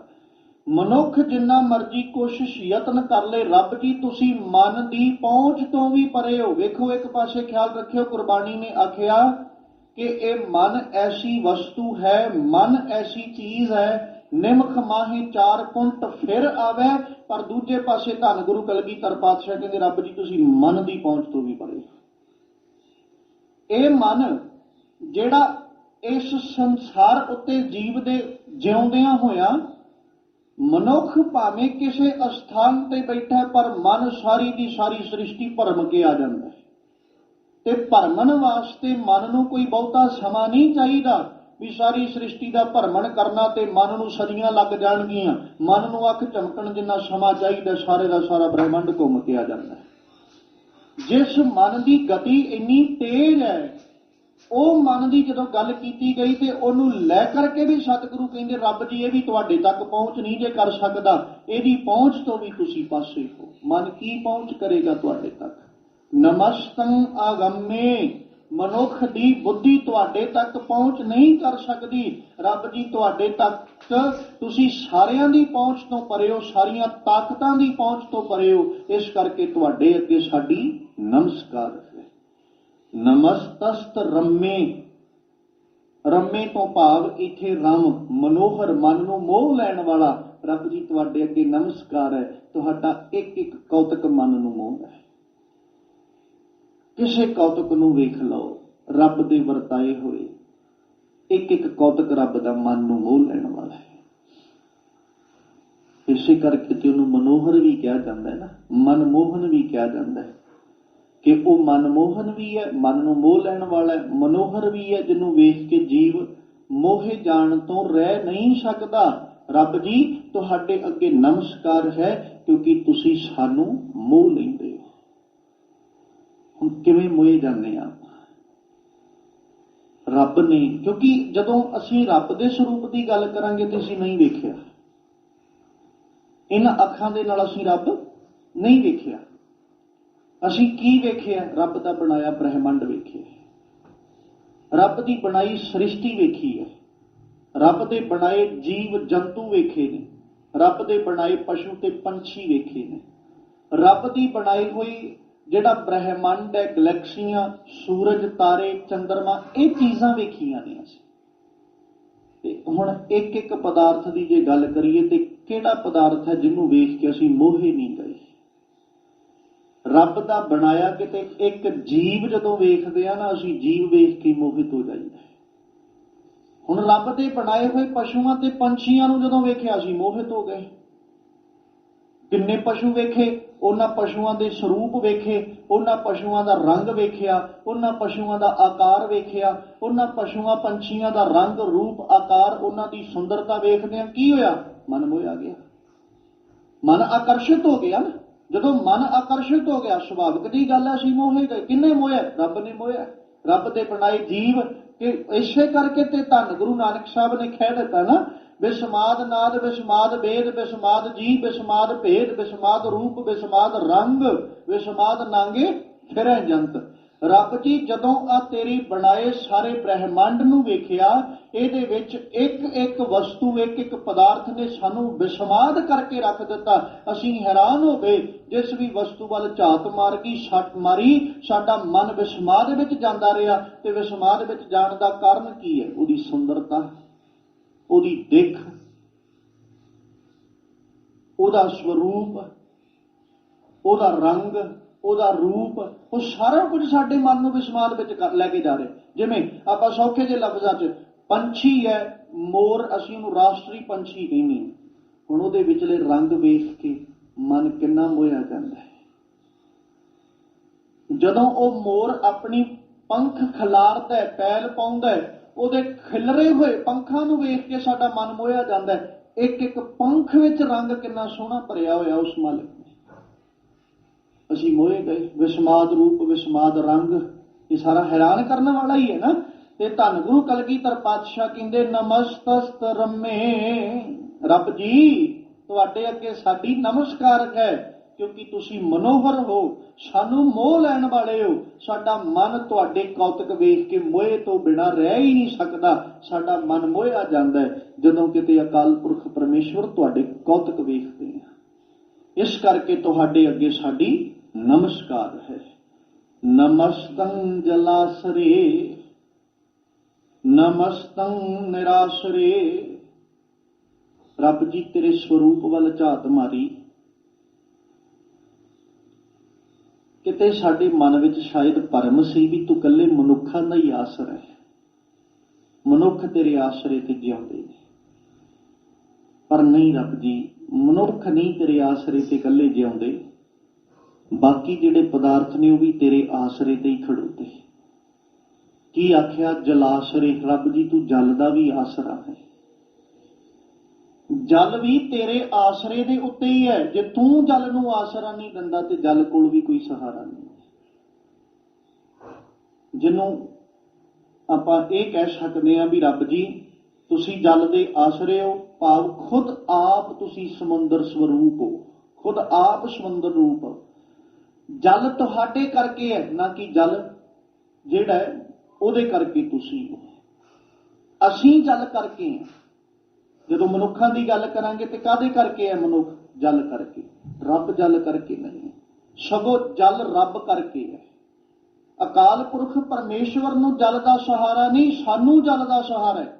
ਮਨੁੱਖਾਂ ਦੀ ਗੱਲ ਕਰਾਂਗੇ ਤੇ ਮਨੁੱਖ ਜਲ ਦੇ ਆਸਰੇ ਤੇ ਹੈ, ਤੇ ਜਦੋਂ ਜਲ ਦੀ ਗੱਲ ਕਰਾਂਗੇ ਤੇ ਜਲ ਰੱਬ ਦੇ ਆਸਰੇ ਤੇ ਹੈ। ਰੱਬ ਜੀ ਤੁਹਾਡੇ ਅੱਗੇ ਸਾਡੀ ਨਮਸਕਾਰ ਹੈ, ਕਿਉਂਕਿ ਤੁਸੀਂ ਜਲਾਸਰੇ ਹੋ, ਤੁਸੀਂ ਜਲ ਦਾ ਵੀ ਆਸਰਾ ਹੋ, ਇਸ ਕਰਕੇ ਤੁਹਾਨੂੰ ਨਮਸਕਾਰ ਹੈ। ਫਿਰ ਕਹਿੰਦੇ ਨਮਸਤੰ ਨਿਰਾਸਰੇ। ਰੱਬ ਜੀ ਤੁਹਾਡੇ ਅੱਗੇ ਸਾਡੀ ਨਮਸਕਾਰ ਹੈ, ਕਿਉਂਕਿ ਤੁਹਾਨੂੰ ਕਿਸੇ ਆਸਰੇ ਦੀ ਲੋੜ ਨਹੀਂ ਹੈ। ਰੱਬ ਨੂੰ ਕੀ ਕਿਹਾ ਜਾਂਦਾ ਹੈ? ਅਨਾਥਾਂ ਦਾ ਨਾਥ, ਬੇਸਹਾਰਿਆਂ ਦਾ ਸਹਾਰਾ, ਬੇਆਸਰਿਆਂ ਦਾ ਆਸਰਾ, ਨਿਰਾਸਰਿਆਂ ਦਾ ਆਸਰਾ। ਆਪਾਂ ਇਹੀ ਲਫ਼ਜ਼ ਵਰਤਦੇ ਆ ਨਾ ਪਰਮੇਸ਼ਵਰ ਲਈ।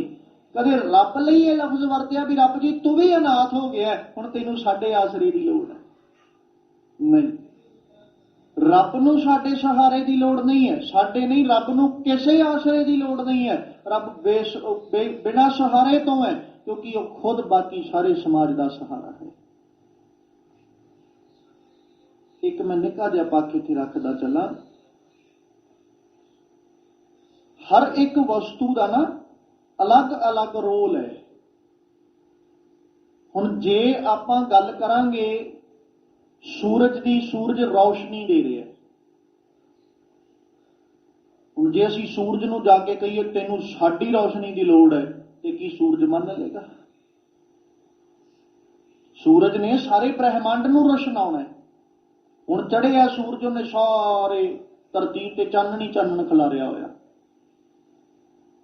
ਸਾਰੇ ਪਾਸੇ ਉਹਦਾ ਚਾਨਣ ਪਸਰਿਆ ਹੋਇਆ, ਤੇ ਮੈਂ ਸੂਰਜ ਕੋਲ ਜਾ ਕੇ ਕਹਾਂ ਲੈ ਵੀ ਸੱਜਣਾ ਆ ਤੇਰੇ ਲਈ ਮੈਂ ਟਾਰਚ ਲੈ ਕੇ ਆ, ਜਿੱਥੇ ਤੈਨੂੰ ਹਨੇਰਾ ਹੋਇਆ ਤੂੰ ਜਗਾ ਲਈ, ਕੀ ਮੰਨ ਲਾਂਗੇ ਅਸੀਂ? ਕਦੇ ਵੀ ਨਹੀਂ। ਸੂਰਜ ਨੂੰ ਸਾਡੇ ਸਹਾਰੇ ਦੀ ਲੋੜ ਨਹੀਂ ਹੈ, ਸਾਡੇ ਚਾਨਣ ਦੀ ਲੋੜ ਨਹੀਂ ਹੈ, ਸਾਨੂੰ ਸੂਰਜ ਦੇ ਚਾਨਣ ਦੀ ਲੋੜ ਹੈ। ਜਿੱਥੇ ਸੂਰਜ ਛਿਪ ਜਾਂਦਾ ਹੈ ਅਸੀਂ ਸਾਰੇ ਚਿੰਤਾ ਵਿੱਚ ਫਸਣ ਲੱਗ ਜਾਂਦੇ ਹਾਂ ਜੀ, ਰਾਤ ਪੈਣ ਲੱਗ ਗਈ, ਹਨੇਰਾ ਹੋਣ ਲੱਗ ਗਿਆ।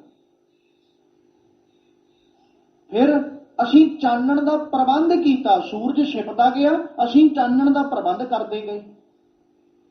ਸਾਨੂੰ ਚਾਨਣ ਦੀ ਲੋੜ ਪਈ, ਮੈਂ ਸੂਰਜ ਨੂੰ ਜਾ ਕੇ ਨਹੀਂ ਕਹਿ ਸਕਦਾ ਵੀ ਲੈ ਸੱਜਣਾ ਹਨੇਰਾ ਹੋਣ ਲੱਗਾ ਤੇ ਹੁਣ ਤੂੰ ਵੀ ਚਾਨਣ ਕਰ ਲਾ, ਕਿਉਂਕਿ ਉਹਨੇ ਜਿਸ ਪਾਸੇ ਜਾਣਾ ਉੱਥੇ ਚਾਨਣ ਹੀ ਚਾਨਣ ਹੈ। ਜਿਸ ਪਾਸੇ ਉਹਨੇ ਉਦੈ ਹੋਣਾ ਉਸ ਪਾਸੇ ਉਹਨੇ ਚਾਨਣ ਪਸਾਰ ਦੇਣਾ, ਤੇ ਦੂਜੇ ਪਾਸੇ ਜਿੱਧਰੋਂ ਛਿਪ ਜਾਏਗਾ ਉਧਰ ਹਨੇਰਾ ਪਸਰ ਜਾਣਾ। ਹਨੇਰਾ ਪਸਰਨ ਦਾ ਕਾਰਨ ਹੀ ਇਹ ਹੈ ਸੂਰਜ ਦਾ ਛਿਪ ਜਾਣਾ ਤੇ ਸੂਰਜ ਦਾ ਚੜ ਜਾਣਾ, ਚਾਨਣ ਦਾ ਪਸਾਰਾ ਹੋ ਜਾਣਾ। ਤੇ ਖਿਆਲ ਰੱਖੀਏ, ਰੱਬ ਸਾਡੇ ਸਹਾਰੇ ਦੀ ਜ਼ਰੂਰਤ ਨਹੀਂ, ਸਾਨੂੰ ਰੱਬ ਦੇ ਆਸਰੇ ਦੀ ਲੋੜ ਹੈ। ਮੈਂ ਰੱਬ ਕੋਲੋਂ ਹੱਥ ਜੋੜ ਕੇ ਸਹਾਰਾ ਮੰਗ ਸਕਦਾ ਕਿ ਰੱਬ ਜੀ ਮੈਨੂੰ ਆਸਰਾ ਦਿਓ, ਪਰ ਮੈਂ ਕਦੇ ਇਹ ਨਹੀਂ ਕਹਿ ਸਕਦਾ ਰੱਬਾ ਜਿੱਦਣ ਤੈਨੂੰ ਸਹਾਰੇ ਦੀ ਲੋੜ ਪਈ ਮੇਰੇ ਤੋਂ ਮੰਗ ਲਈ। ਨਹੀਂ, ਜਿੱਥੇ ਉਹ ਜਾਏਗਾ ਉੱਥੇ ਸਹਾਰਾ ਹੀ ਸਹਾਰਾ। ਜਿਸ ਜੀਵ ਦੇ ਜੀਵਨ ਵਿੱਚ ਰੱਬ ਦਾ ਆਸਰਾ ਹੈ, ਸਹਾਰਾ ਹੈ, ਉਹ ਜੀਵ ਨੂੰ ਕਦੇ ਬੇਸਹਾਰਾ ਨਹੀਂ ਜੇ ਕੋਈ ਕਰ ਸਕਦਾ। ਰੱਬ ਉਹ ਆਪ ਨਿਰਾਸ਼ਰੇ ਹੈ, ਉਹ ਕਿਸੇ ਦੇ ਆਸਰੇ ਤੇ ਨਹੀਂ ਜਿਉਂਦਾ। ਧੰਨ ਗੁਰੂ ਕਲਗੀਧਰ ਪਾਤਸ਼ਾਹ ਕਹਿੰਦੇ ਰੱਬ ਜੀ ਤੈਨੂੰ ਨਮਸਕਾਰ ਹੈ, ਕਿਉਂਕਿ ਤੁਹਾਨੂੰ ਕਿਸੇ ਦੇ ਆਧਾਰ ਦੀ ਲੋੜ ਨਹੀਂ ਹੈ। ਸਾਡੇ ਮਨਾਂ ਨੂੰ ਸਾਨੂੰ ਸਾਰੀ ਜ਼ਿੰਦਗੀ ਸਹਾਰੇ ਲੋੜਦੇ ਰਹੇ, ਅਸੀਂ ਸਾਰੀ ਜ਼ਿੰਦਗੀ ਸਹਾਰੇ ਲੱਭਦੇ ਰਹੇ, ਬਚਪਨ ਤੋਂ ਲੈ ਕੇ ਬੁਢੇਪੇ ਤੱਕ, ਜਨਮ ਤੋਂ ਲੈ ਕੇ ਤੇ ਮੌਤ ਤੱਕ ਅਸੀਂ ਸਹਾਰਾ ਹੀ ਲੱਭਿਆ, ਕਦੇ ਕਿਸੇ ਆਸਰੇ ਤੇ ਕਦੇ ਕਿਸੇ ਆਸਰੇ। ਅਸੀਂ ਸਹਾਰਿਆਂ ਦੇ ਆਧਾਰ ਤੇ ਜਿਉਂਦੇ ਹਾਂ, ਪਰ ਰੱਬ ਜੀ ਤੁਸੀਂ ਸਹਾਰਿਆਂ ਤੋਂ ਬਿਨਾਂ ਹੋ, ਤੁਹਾਨੂੰ ਕਿਸੇ ਵੀ ਆਸਰੇ ਦੀ ਲੋੜ ਨਹੀਂ ਹੈ। ਇਸ ਕਰਕੇ ਤੁਹਾਡੇ ਅੱਗੇ ਸਾਡੀ ਨਮਸਕਾਰ ਹੈ। ਨਮਸਤੰ ਅਜਾਤੇ ਨਮਸਤੰ ਅਪਾਤੇ ਨਮਸਤੰ ਅਵਜਬੇ ਨਮਸਤਸਤ ਅਜਬੇ। ਧੰਨ ਗੁਰੂ ਕਲਗੀਧਰ ਪਾਤਸ਼ਾਹ ਜੀ ਨੇ ਫਿਰ ਇੱਥੇ ਆਪਾਂ ਇਉਂ ਕਹਿ ਸਕਦੇ ਹਾਂ ਵੀ ਜਾਤ ਪਾਤ ਦਾ ਜਿਹੜਾ ਵਿਤਕਰਾ ਨਾ, ਉਸ ਚੀਜ਼ ਨੂੰ ਗੁਰੂ ਸਾਹਿਬ ਨੇ ਕੰਡੈਮ ਕੀਤਾ। ਮਨਾਂ ਵਿੱਚ ਭਰਮ ਸੀ ਉੱਚ ਵਰਗ ਦੇ ਲੋਕਾਂ ਦੇ ਵੀ ਰੱਬ ਇਕੱਲਾ ਉੱਚਿਆਂ ਦਾ ਹੀ ਹੈ। ਬਾਬੇ ਨਾਨਕ ਨੇ ਜਿੱਦਣ ਉਪਦੇਸ਼ ਦਿੱਤਾ ਤੇ ਉਦਣ ਉਹਨਾਂ ਇਹ ਆਖਿਆ, ਨੀਚਾਂ ਅੰਦਰ ਨੀਚ ਜਾਤ ਨੀਚੀ ਹੂੰ, ਅਤ ਨੀਚ ਨਾਨਕ ਤਨ ਕੈ ਸੰਗ ਸਾਥ ਵੱਡਿਆਂ ਸਿਓ ਕਿਆ ਰੀਸ, ਜਿੱਥੈ ਨੀਚ ਸੰਭਾਲੀਆਂ ਤਥੈ ਨਦਰ ਤੇਰੀ ਬਖਸ਼ੀਸ਼। ਉੱਚਿਆਂ ਦੀ ਗੱਲ ਹੀ ਕੋਈ। ਗੁਰੂ ਨਾਨਕ ਸਾਹਿਬ ਜੀ, ਧੰਨ ਗੁਰੂ ਕਲਗੀਧਰ ਸਾਹਿਬ ਕਹਿੰਦੇ ਰੱਬ ਜੀ ਤੁਹਾਡੇ ਅੱਗੇ ਨਮਸਕਾਰ ਹੈ, ਕਿਉਂਕਿ ਤੁਸੀਂ ਆਜ਼ਾਦ ਹੋ, ਤੁਹਾਡੀ ਜਾਤ ਕੋਈ ਨਹੀਂ। ਚੇਤਾ ਰੱਖੀਏ, ਜੇ ਕਿਤੇ ਰੱਬ ਜਾਤ ਦਾ ਮਾਲਕ ਹੁੰਦਾ ਨਾ ਤੇ ਸ਼ਾਇਦ ਉਸ ਜਾਤ ਵਾਲੇ ਬੜਾ ਹਿੱਕ ਥੇਪੜ ਕੇ ਕਹਿੰਦੇ ਰੱਬ ਸਾਡਾ ਹੈ, ਪਰ ਮਾਲਕ ਨੇ ਬੜਾ ਉਪਕਾਰ ਕੀਤਾ। ਉਹ ਕਿਸੇ ਜਾਤ ਨਾਲ ਸੰਬੰਧ ਨਹੀਂ ਰੱਖਦਾ।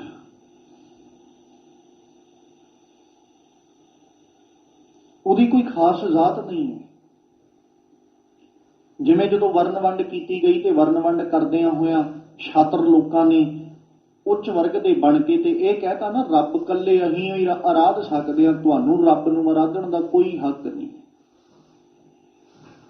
ਉਹਨਾਂ ਨੇ ਇਹੀ ਆਖਿਆ ਨਾ, ਉੱਚ ਵਰਗ ਦੇ ਲੋਕਾਂ ਨੇ ਇਹ ਕਿਹਾ। ਉੱਚ ਵਰਗ ਦੇ ਲੋਕ ਆਪਣੇ ਆਪ ਨੂੰ ਉੱਚੀਆਂ ਸਾਬਤ ਕਰਦਿਆਂ ਕਹਿੰਦੇ ਰਹੇ ਧਰਮ ਕਮਾਉਣਾ ਸਾਡਾ ਕੰਮ, ਤੁਸੀਂ ਧਰਮ ਵੀ ਨਹੀਂ ਕਮਾ ਸਕਦੇ। ਨੀਵੇਂ ਵਰਗ ਦੇ ਲੋਕਾਂ ਨੂੰ ਕੀ ਕਿਹਾ ਗਿਆ?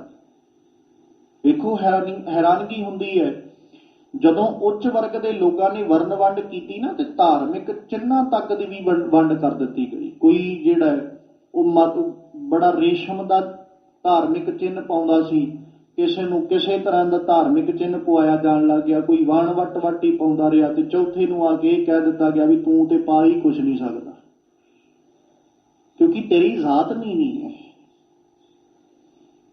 ਉਹ ਜ਼ਾਤ ਨੀਵੀਂ ਕਰਕੇ ਹਾਲਾਤ ਸਮਾਜ ਦੇ ਐਸੇ ਬਣ ਗਏ ਵੀ ਉਹਨੂੰ ਧਰਮ ਦੇ ਤੇ ਨਜ਼ਦੀਕ ਵੀ ਨਹੀਂ ਸੀ ਜਾਣ ਦਿੱਤਾ। ਧਰਮ ਤੋਂ ਇੰਨਾ ਦੂਰ ਰੱਖਤਾ ਗਿਆ, ਅਗਲੇ ਦੇ ਮਨ ਵਿੱਚ ਇੰਨਾ ਡਰ ਪੈਦਾ ਕਰ ਦਿੱਤਾ ਗਿਆ, ਧਰਮ ਸਥਾਨ ਵੱਲ ਵੇਖਣ ਤੋਂ ਵੀ ਡਰ ਲੱਗਦਾ ਸੀ। ਕਿਉਂ? ਜਿੱਦਣ ਧਰਮ ਸਥਾਨ ਵੱਲ ਵੇਖ ਲਿਆ ਉਦਣ ਅੱਖਾਂ ਕੱਢ ਦਿੱਤੀਆਂ ਜਾਣਗੀਆਂ। ਉਹਦੇ ਤੇ ਹਾਲਾਤ ਐਸੇ ਵੀ ਉਹ ਧਰਮ ਵੇਖੋ, ਇੱਕ ਪਾਸੇ ਜਦੋਂ ਅਸੀਂ ਅੱਜ ਦੇ ਸਮੇਂ ਦੀ ਗੱਲ ਕਰਾਂਗੇ ਨਾ, ਸਦਕੇ ਜਾਈਏ ਗੁਰੂ ਨਾਨਕ ਪਾਤਸ਼ਾਹ ਤੋਂ, ਸਦਕੇ ਜਾਈਏ ਧੰਨ ਗੁਰੂ ਕਲਗੀਧਰ ਪਾਤਸ਼ਾਹ ਤੋਂ, ਜਿਨ੍ਹਾਂ ਨੇ ਏਡਾ ਉਪਕਾਰ ਕੀਤਾ, ਜਿਨ੍ਹਾਂ ਵਿਤਕਰੇ ਸਾਰੇ ਖਤਮ ਕਰਤੇ। ਨਹੀਂ ਤੇ ਜਿੱਦਾਂ ਦੇ ਸਮਾਜ ਦੇ ਹਾਲਾਤ ਸਨ, ਅੱਜ ਅਸੀਂ ਕਹਿੰਦੇ ਆ ਸਾਡੇ ਕੰਨਾਂ ਵਿੱਚ ਧਾਰਮਿਕ ਸ਼ਬਦ ਪੈਣ, ਅੱਜ ਅਸੀਂ ਕਹਿੰਦੇ ਸਾਡੇ ਕੰਨਾਂ 'ਚ ਧਾਰਮਿਕ ਬੋਲ ਪੈਣ, ਤੇ ਉਦੋਂ ਨੀਵੀਂ ਵਰਗ ਦੇ ਲੋਕ ਹੱਥ ਜੋੜ ਜੋੜ ਕਹਿੰਦੇ ਹੋਣਗੇ ਸਾਡੇ ਕੰਨਾਂ 'ਚ ਕਿਤੇ ਧਾਰਮਿਕ ਸ਼ਬਦ ਨਾ ਪੈ ਜਾਏ। ਕਿੱਦਾਂ ਦੇ ਹਾਲਾਤ ਨੇ? ਕਿਉਂ? ਕਾਰਨ ਕਿਉਂਕਿ ਜਿੱਦਣ ਧਾਰਮਿਕ ਸ਼ਬਦ ਕੰਨਾਂ 'ਚ ਪੈ ਗਿਆ ਨਾ, ਜਿੱਦਣ ਧਾਰਮਿਕ ਸ਼ਬਦ ਕੰਨਾਂ 'ਚ ਪਿਆ ਤੇ ਲੱਗ ਗਿਆ ਉੱਚ ਵਰਗ ਦੇ ਲੋਕਾਂ ਨੂੰ ਪਤਾ ਵੀ ਅੱਜ ਇਹਨੇ ਕੰਨਾਂ ਨਾਲ ਬੋਲ ਸੁਣ ਲਿਆ, ਬਸ ਉਦਣ ਤੋਂ ਸੁਣਨਾ ਬੰਦ ਹੋ ਜਾਣਾ। ਅਗਲੇ ਨੇ ਸਿੱਕਾ ਵੀ ਢਾਲ ਕੇ ਪਾ ਦੇਣਾ, ਉਦਣ ਕੰਨਾਂ 'ਚੋਂ ਸੁਣਨਾ ਬੰਦ ਕਰ ਦੇਣਗੇ। ਅੱਜ ਅਸੀਂ ਕਹਿੰਦੇ ਆ ਜੀ ਆਪਣੀ ਜ਼ੁਬਾਨ ਤੋਂ ਧਾਰਮਿਕ ਬੋਲ ਬੋਲੋ, ਅੱਜ ਅਸੀਂ ਕਹਿੰਦੇ ਆਪਣੀ ਜ਼ੁਬਾਨ ਤੋਂ ਧਰਮ ਦਾ ਸ਼ਬਦ ਬੋਲੋ, ਤੇ ਇੱਕ ਦਿਨ ਉਹ ਵੀ ਸੀ ਜਿੱਦਣ ਲੋਕ ਇਹ ਕਹਿੰਦੇ ਹੋਣਗੇ ਨਾ ਜੀ ਮੈਂ ਨਹੀਂ ਧਰਮ ਦੀ ਗੱਲ ਕਰਦਾ ਆਪਣੀ ਜ਼ੁਬਾਨ ਤੋਂ, ਵੱਢ ਦੇਣਗੇ ਅਗਲੇ। ਕਿੱਦਾਂ ਦੀ ਤਰਸਯੋਗ ਹਾਲਤ ਸੀ ਸਮਾਜ ਦੇ ਅੰਦਰ ਸਿਰਫ ਜ਼ਾਤ ਕਰਕੇ। ਤੇ ਧੰਨ ਗੁਰੂ ਕਲਗੀਧਰ ਪਾਤਸ਼ਾਹ ਕਹਿੰਦੇ ਰੱਬ ਜੀ ਮੈਂ ਤੁਹਾਡੇ ਅੱਗੇ ਨਮਸਕਾਰ ਕਰਦਾ ਆ, ਤੁਹਾਨੂੰ ਸਾਡੀ ਨਮਸਕਾਰ ਹੈ ਇਸ ਕਰਕੇ ਕਿਉਂਕਿ ਤੁਸੀਂ ਆਜ਼ਾਦ ਹੋ, ਤੁਸੀਂ ਕਿਸੇ ਖਾਸ ਜਾਤ ਵਾਲੇ ਦੇ ਨਹੀਂ ਹੋ। ਕੋਈ ਜਿੰਨਾ ਮਰਜ਼ੀ ਢੋਲ ਵਜਾ ਕੇ ਢੰਡੋਰਾ ਪਿਟਵਾ ਕੇ ਕਹਿੰਦਾ ਰਹੇ ਰੱਬ ਸਾਡਾ, ਪਰ ਰੱਬ ਜੀ ਨਹੀਂ, ਕਿਸੇ ਖਾਸ ਜਾਤ ਨਾਲ ਤੁਸੀਂ ਸੰਬੰਧ ਨਹੀਂ ਜੇ ਰੱਖਦੇ, ਤੁਸੀਂ ਖੁਦ ਆਜ਼ਾਦ ਹੋ। ਨਮਸਤੰ ਆਜ਼ਾਤੇ, ਫਿਰ ਨਮਸਤੰ ਆਪਾਤੇ, ਮਤਾ ਕਿਤੇ ਭਰਮਾਂ ਵਿੱਚ ਰਹੀਏ ਕਿ ਅਸੀਂ ਰੱਬ ਦੀ ਕੁੱਲ ਵਿੱਚੋਂ ਆ। ਮਾਲਕ ਜੀ ਕਹਿੰਦੇ ਨਹੀਂ ਰੱਬ ਜੀ ਤੁਹਾਡੀ ਕੁੱਲ ਵੀ ਖਾਸ ਕੋਈ ਨਹੀਂ ਹੈ, ਬਸ ਤੁਸੀਂ ਇੱਕੋ ਚੀਜ਼ ਜਾਣਦੇ ਹੋ, ਇਨਸਾਨੀਅਤ। ਧੰਨ ਗੁਰੂ ਅਰਜਨ ਸਾਹਿਬ ਨੂੰ ਪੜ੍ਹੋ, ਮਾਲਕ ਜੀ ਨੇ ਕਿੱਡਾ ਪਿਆਰਾ ਜ਼ਿਕਰ ਕੀਤਾ। ਸਾਹਿਬ ਕਹਿੰਦੇ ਸਰਬ ਧਰਮ ਮੈਂ ਸ੍ਰੇਸ਼ਟ ਧਰਮ, ਹਰ ਕੋ ਨਾਮ ਜਪ ਨਿਰਮਲ ਕਰਮ। ਕਿੱਥੇ ਜਾ ਕੇ ਗੁਰੂ ਅਰਜਨ ਸਾਹਿਬ ਨੇ ਕਿਹਾ ਵੀ ਆਹ ਜਾਤ ਵਾਲਾ ਰੱਬ ਰੱਬ ਕਰੇ ਤੇ ਉਹਨੂੰ ਰੱਬ ਮਿਲ ਜਾਏਗਾ। ਉਹਨਾਂ ਨੇ ਇਹ ਕਿਹਾ ਵੀ ਕੋਈ ਧਰਮ ਵਾਲਾ ਬੰਦਾ ਹੋਵੇ, ਬਸ ਕਿਤੇ ਰੱਬ ਰੱਬ ਕਰਨ ਦੀ ਜਾਚ ਉਹਨੂੰ ਆ ਜਾਏ ਤੇ ਉਹਨੂੰ ਨਿਰਮਲ ਕਰਮ ਕਰਨੇ ਆ ਜਾਣ, ਭਲੇ ਦੇ ਕੰਮ ਕਰਨੇ ਆ ਜਾਣ। ਹੁਣ ਭਲੇ ਦਾ ਕੰਮ ਇੱਕ ਉੱਚ ਵਰਗ ਦਾ ਵੀ ਕਰ ਸਕਦਾ, ਭਲੇ ਦਾ ਕੰਮ ਨੀਵੇਂ ਵਰਗ ਦਾ ਵੀ ਕਰ ਸਕਦਾ। ਤੇ ਖਿਆਲ ਰੱਖੀਏ ਨੀਵੇਂ ਵਰਗ ਨਾਲੋਂ ਭਲੇ ਦਾ ਕੰਮ ਵੱਧ ਕੌਣ ਕਰ ਸਕਦਾ? ਕਿਉਂਕਿ ਜਿਹੜਾ ਵਰਨ ਵੰਡ ਸਮਾਜ ਅੰਦਰ ਪਾਈ ਗਈ ਉਹਦੇ ਵਿੱਚ ਸਭ ਤੋਂ ਭਲਾਈ ਦੇ ਕੰਮ ਨੀਵੇਂ ਵਰਗ ਦੇ ਲੋਕ ਕਰਦੇ ਨੇ। ਸਮਾਜ ਦੀ ਗੰਦਗੀ ਨੂੰ ਸੰਭਾਲਣਾ, ਉਹਨਾਂ ਦੇ ਘਰਾਂ ਵਿੱਚ ਜਾ ਕੇ ਉਹਨਾਂ ਦੀ ਸੇਵਾ ਸੰਭਾਲ ਕਰਨੀ, ਉਹਨਾਂ ਦੇ ਘਰਾਂ ਵਿੱਚ ਜਾ ਕੇ ਉਹਨਾਂ ਦੀ ਸਾਫ਼ ਸਫਾਈ ਤੱਕ, ਬਰਤਨ ਤੱਕ ਸਾਫ਼ ਕਰਨੇ, ਇਹ ਭਲਾਈ ਦਾ ਕਰਮ ਨਹੀਂ। ਜਿਨ੍ਹਾਂ ਨੂੰ ਕੋਈ ਸਾਂਭਣ ਵਾਸਤੇ ਤਿਆਰ ਨਹੀਂ ਸੀ ਹੁੰਦਾ ਉਹਨਾਂ ਨੂੰ ਜਾ ਕੇ ਸੰਭਾਲਣਾ, ਇਹ ਭਲਾਈ ਦਾ ਕਰਮ ਨਹੀਂ। ਤੇ ਨੀਵੇਂ ਵਰਗ ਦੇ ਲੋਕ ਇਹੀ ਕਰਦੇ ਰਹੇ। ਚਾਹੇ ਕੋਈ ਕਿਸੇ ਜ਼ਾਤ ਨਾਲ ਸੰਬੰਧ ਰੱਖਦਾ ਹੋਵੇ, ਕਿਸੇ ਧਰਮ ਨਾਲ ਸੰਬੰਧ ਰੱਖਦਾ ਹੋਵੇ, ਧੰਨ ਗੁਰੂ ਅਰਜਨ ਸਾਹਿਬ ਕਹਿੰਦੇ ਸਾਰਿਆਂ ਤੋਂ ਸ੍ਰੇਸ਼ਟ ਧਰਮ ਹੈ ਰੱਬ ਨੂੰ ਆਰਾਧਨਾ ਤੇ ਨਿਰਮਲ ਕਰਮ ਕਰਨੇ। ਨਮਸਤੰ ਆਜ਼ਾਤੇ ਨਮਸਤੰ ਆਪਾਤੇ। ਧੰਨ ਗੁਰੂ ਕਲਗੀਧਰ ਪਾਤਸ਼ਾਹ ਕਹਿੰਦੇ ਰੱਬ ਜੀ ਤੈਨੂੰ ਸਾਡੀ ਨਮਸਕਾਰ ਹੈ ਕਿਉਂਕਿ ਤੁਸੀਂ ਆਜ਼ਾਦ ਹੋ, ਤੁਹਾਡੇ ਅੱਗੇ ਸਾਡੀ ਨਮਸਕਾਰ ਹੈ, ਤੁਹਾਡੀ ਖਾਸ ਕੁੱਲ ਵੀ ਕੋਈ ਨਹੀਂ, ਤੁਸੀਂ ਕੁੱਲ ਤੋਂ ਵੀ ਰਹਿਤ ਹੋ। ਨਮਸਤੰ ਅਮਜਬੇ, ਰੱਬ ਜੀ ਛੱਡ ਕੇ ਜਾਈਏ ਤੇਰੇ ਤੋਂ, ਤੇਰਾ ਖਾਸ ਮਜ਼ਹਬ ਵੀ ਕੋਈ ਨਹੀਂ। ਮਤਾ ਕਿਤੇ ਮਨਾਂ 'ਚ ਭਰਮ ਹੋਵੇ ਕਿ ਆਹ ਮਜ਼ਹਬ ਦਾ ਰੱਬ ਹੈ ਤੇ ਦੂਜੇ ਮਜ਼ਹਬ ਵਾਲਿਆਂ ਕੋਲ ਰੱਬ ਹੀ ਹੈ ਨਹੀਂ। ਰੱਬ ਜੀ ਤੁਸੀਂ ਅਮਜਬੇ ਹੋ, ਖਾਸ ਮਜ਼ਹਬ ਨਾਲ ਸੰਬੰਧ ਨਹੀਂ ਰੱਖਦੇ, ਤੁਹਾਡਾ ਕੋਈ ਖਾਸ ਦੀਨ ਨਹੀਂ ਹੈ, ਕੋਈ ਖਾਸ ਮਤ ਨਹੀਂ ਹੈ, ਜਿਹੜੇ ਮਰਜ਼ੀ ਦੀਨ ਵਾਲਾ ਆ ਕੇ ਤੁਹਾਡੀ ਆਰਾਧਨਾ ਕਰ ਲਏ। ਨਮਸਤਸਤ ਅਜਬੇ, ਰੱਬ ਜੀ ਤੁਹਾਡੇ ਅੱਗੇ ਸਾਡੀ ਨਮਸਕਾਰ ਹੈ, ਤੁਹਾਡੇ ਅੱਗੇ ਸਾਡੀ ਬੰਦਨਾ ਹੈ ਕਿਉਂਕਿ ਤੁਸੀਂ ਅਜਬ ਹੋ, ਅਸ਼ਚਰਜ ਹੋ। ਤੁਹਾਡੇ ਅੱਗੇ ਅਸੀਂ ਨਮਸਕਾਰ ਕਰਦੇ ਹਾਂ, ਤੁਹਾਡੇ ਅਸ਼ਚਰਜ ਰੂਪ ਅੱਗੇ ਅਸੀਂ ਨਮਸਕਾਰ ਕਰਦੇ ਹਾਂ, ਤੁਹਾਡੇ ਅੱਗੇ ਸਾਡੀ ਬੰਦਨਾ ਹੈ, ਤੁਸੀਂ ਆਜ਼ਾਦ ਹੋ, ਤੁਹਾਡੇ ਅੱਗੇ ਸਾਡੀ ਨਮਸਕਾਰ ਹੈ, ਤੁਸੀਂ ਆਪਾਤ ਹੋ, ਤੁਹਾਡੇ ਅੱਗੇ ਸਾਡੀ ਬੰਦਨਾ ਹੈ। ਤੁਸੀਂ ਮਜਬ ਤੋਂ ਰਹਿਤ ਹੋ। ਰੱਬ ਜੀ ਤੁਹਾਨੂੰ ਸਾਡੀ ਨਮਸਕਾਰ ਹੈ ਕਿਉਂਕਿ ਤੁਸੀਂ ਅਜਬ ਸਵਰੂਪ ਹੋ।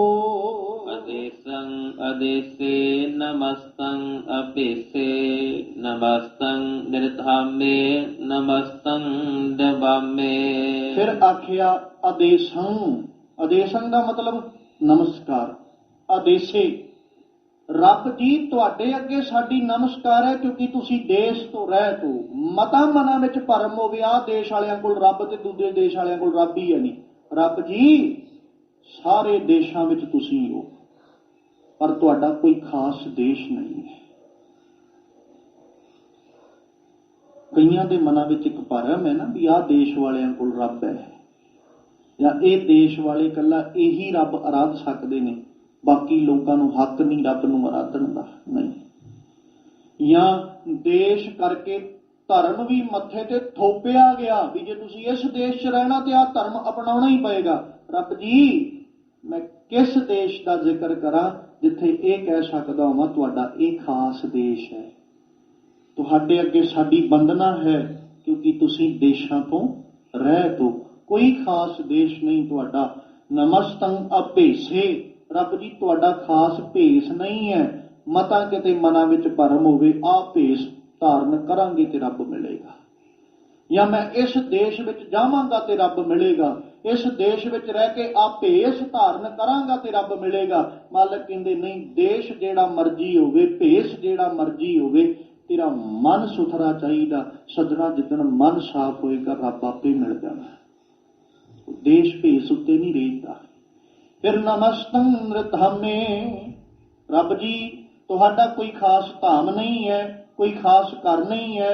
ਨਮਸਤੰ ਨਿਰਵਾਮੇ ਰੱਬ ਜੀ ਤੁਸੀਂ ਇਸਤਰੀ ਤੋਂ ਪੈਦਾ ਨਹੀਂ ਹੋਏ, ਤੁਹਾਨੂੰ ਕਿਸੇ ਔਰਤ ਨੇ ਜਨਮ ਨਹੀਂ ਦਿੱਤਾ, ਤੁਸੀਂ ਕਿਸੇ ਕੁੱਖ ਵਿੱਚੋਂ ਜਨਮ ਨਹੀਂ ਲਿਆ, ਤੁਸੀਂ ਆਪਣੇ ਆਪ ਤੋਂ ਪ੍ਰਕਾਸ਼ਮਾਨ ਹੋ। ਤੁਹਾਨੂੰ ਸਾਡੀ ਨਮਸਕਾਰ ਹੈ। ਨਮੋ ਸਰਬ ਕਾਲੇ ਨਮੋ ਸਰਬ ਦਿਆਲੇ ਨਮੋ ਸਰਬ ਰੂਪੇ ਨਮੋ ਸਰਬ ਭੂਪੇ। ਫਿਰ ਆਖਿਆ ਕਹਿੰਦੇ ਨਮੋ ਸਰਬ ਕਾਲੇ। ਕਾਲੇ ਤੋਂ ਭਾਵ ਸਾਰਿਆਂ ਦੀ ਮੌਤ, ਸਾਰਿਆਂ ਨੂੰ ਨਾਸ਼ ਕਰਨ ਵਾਲਾ।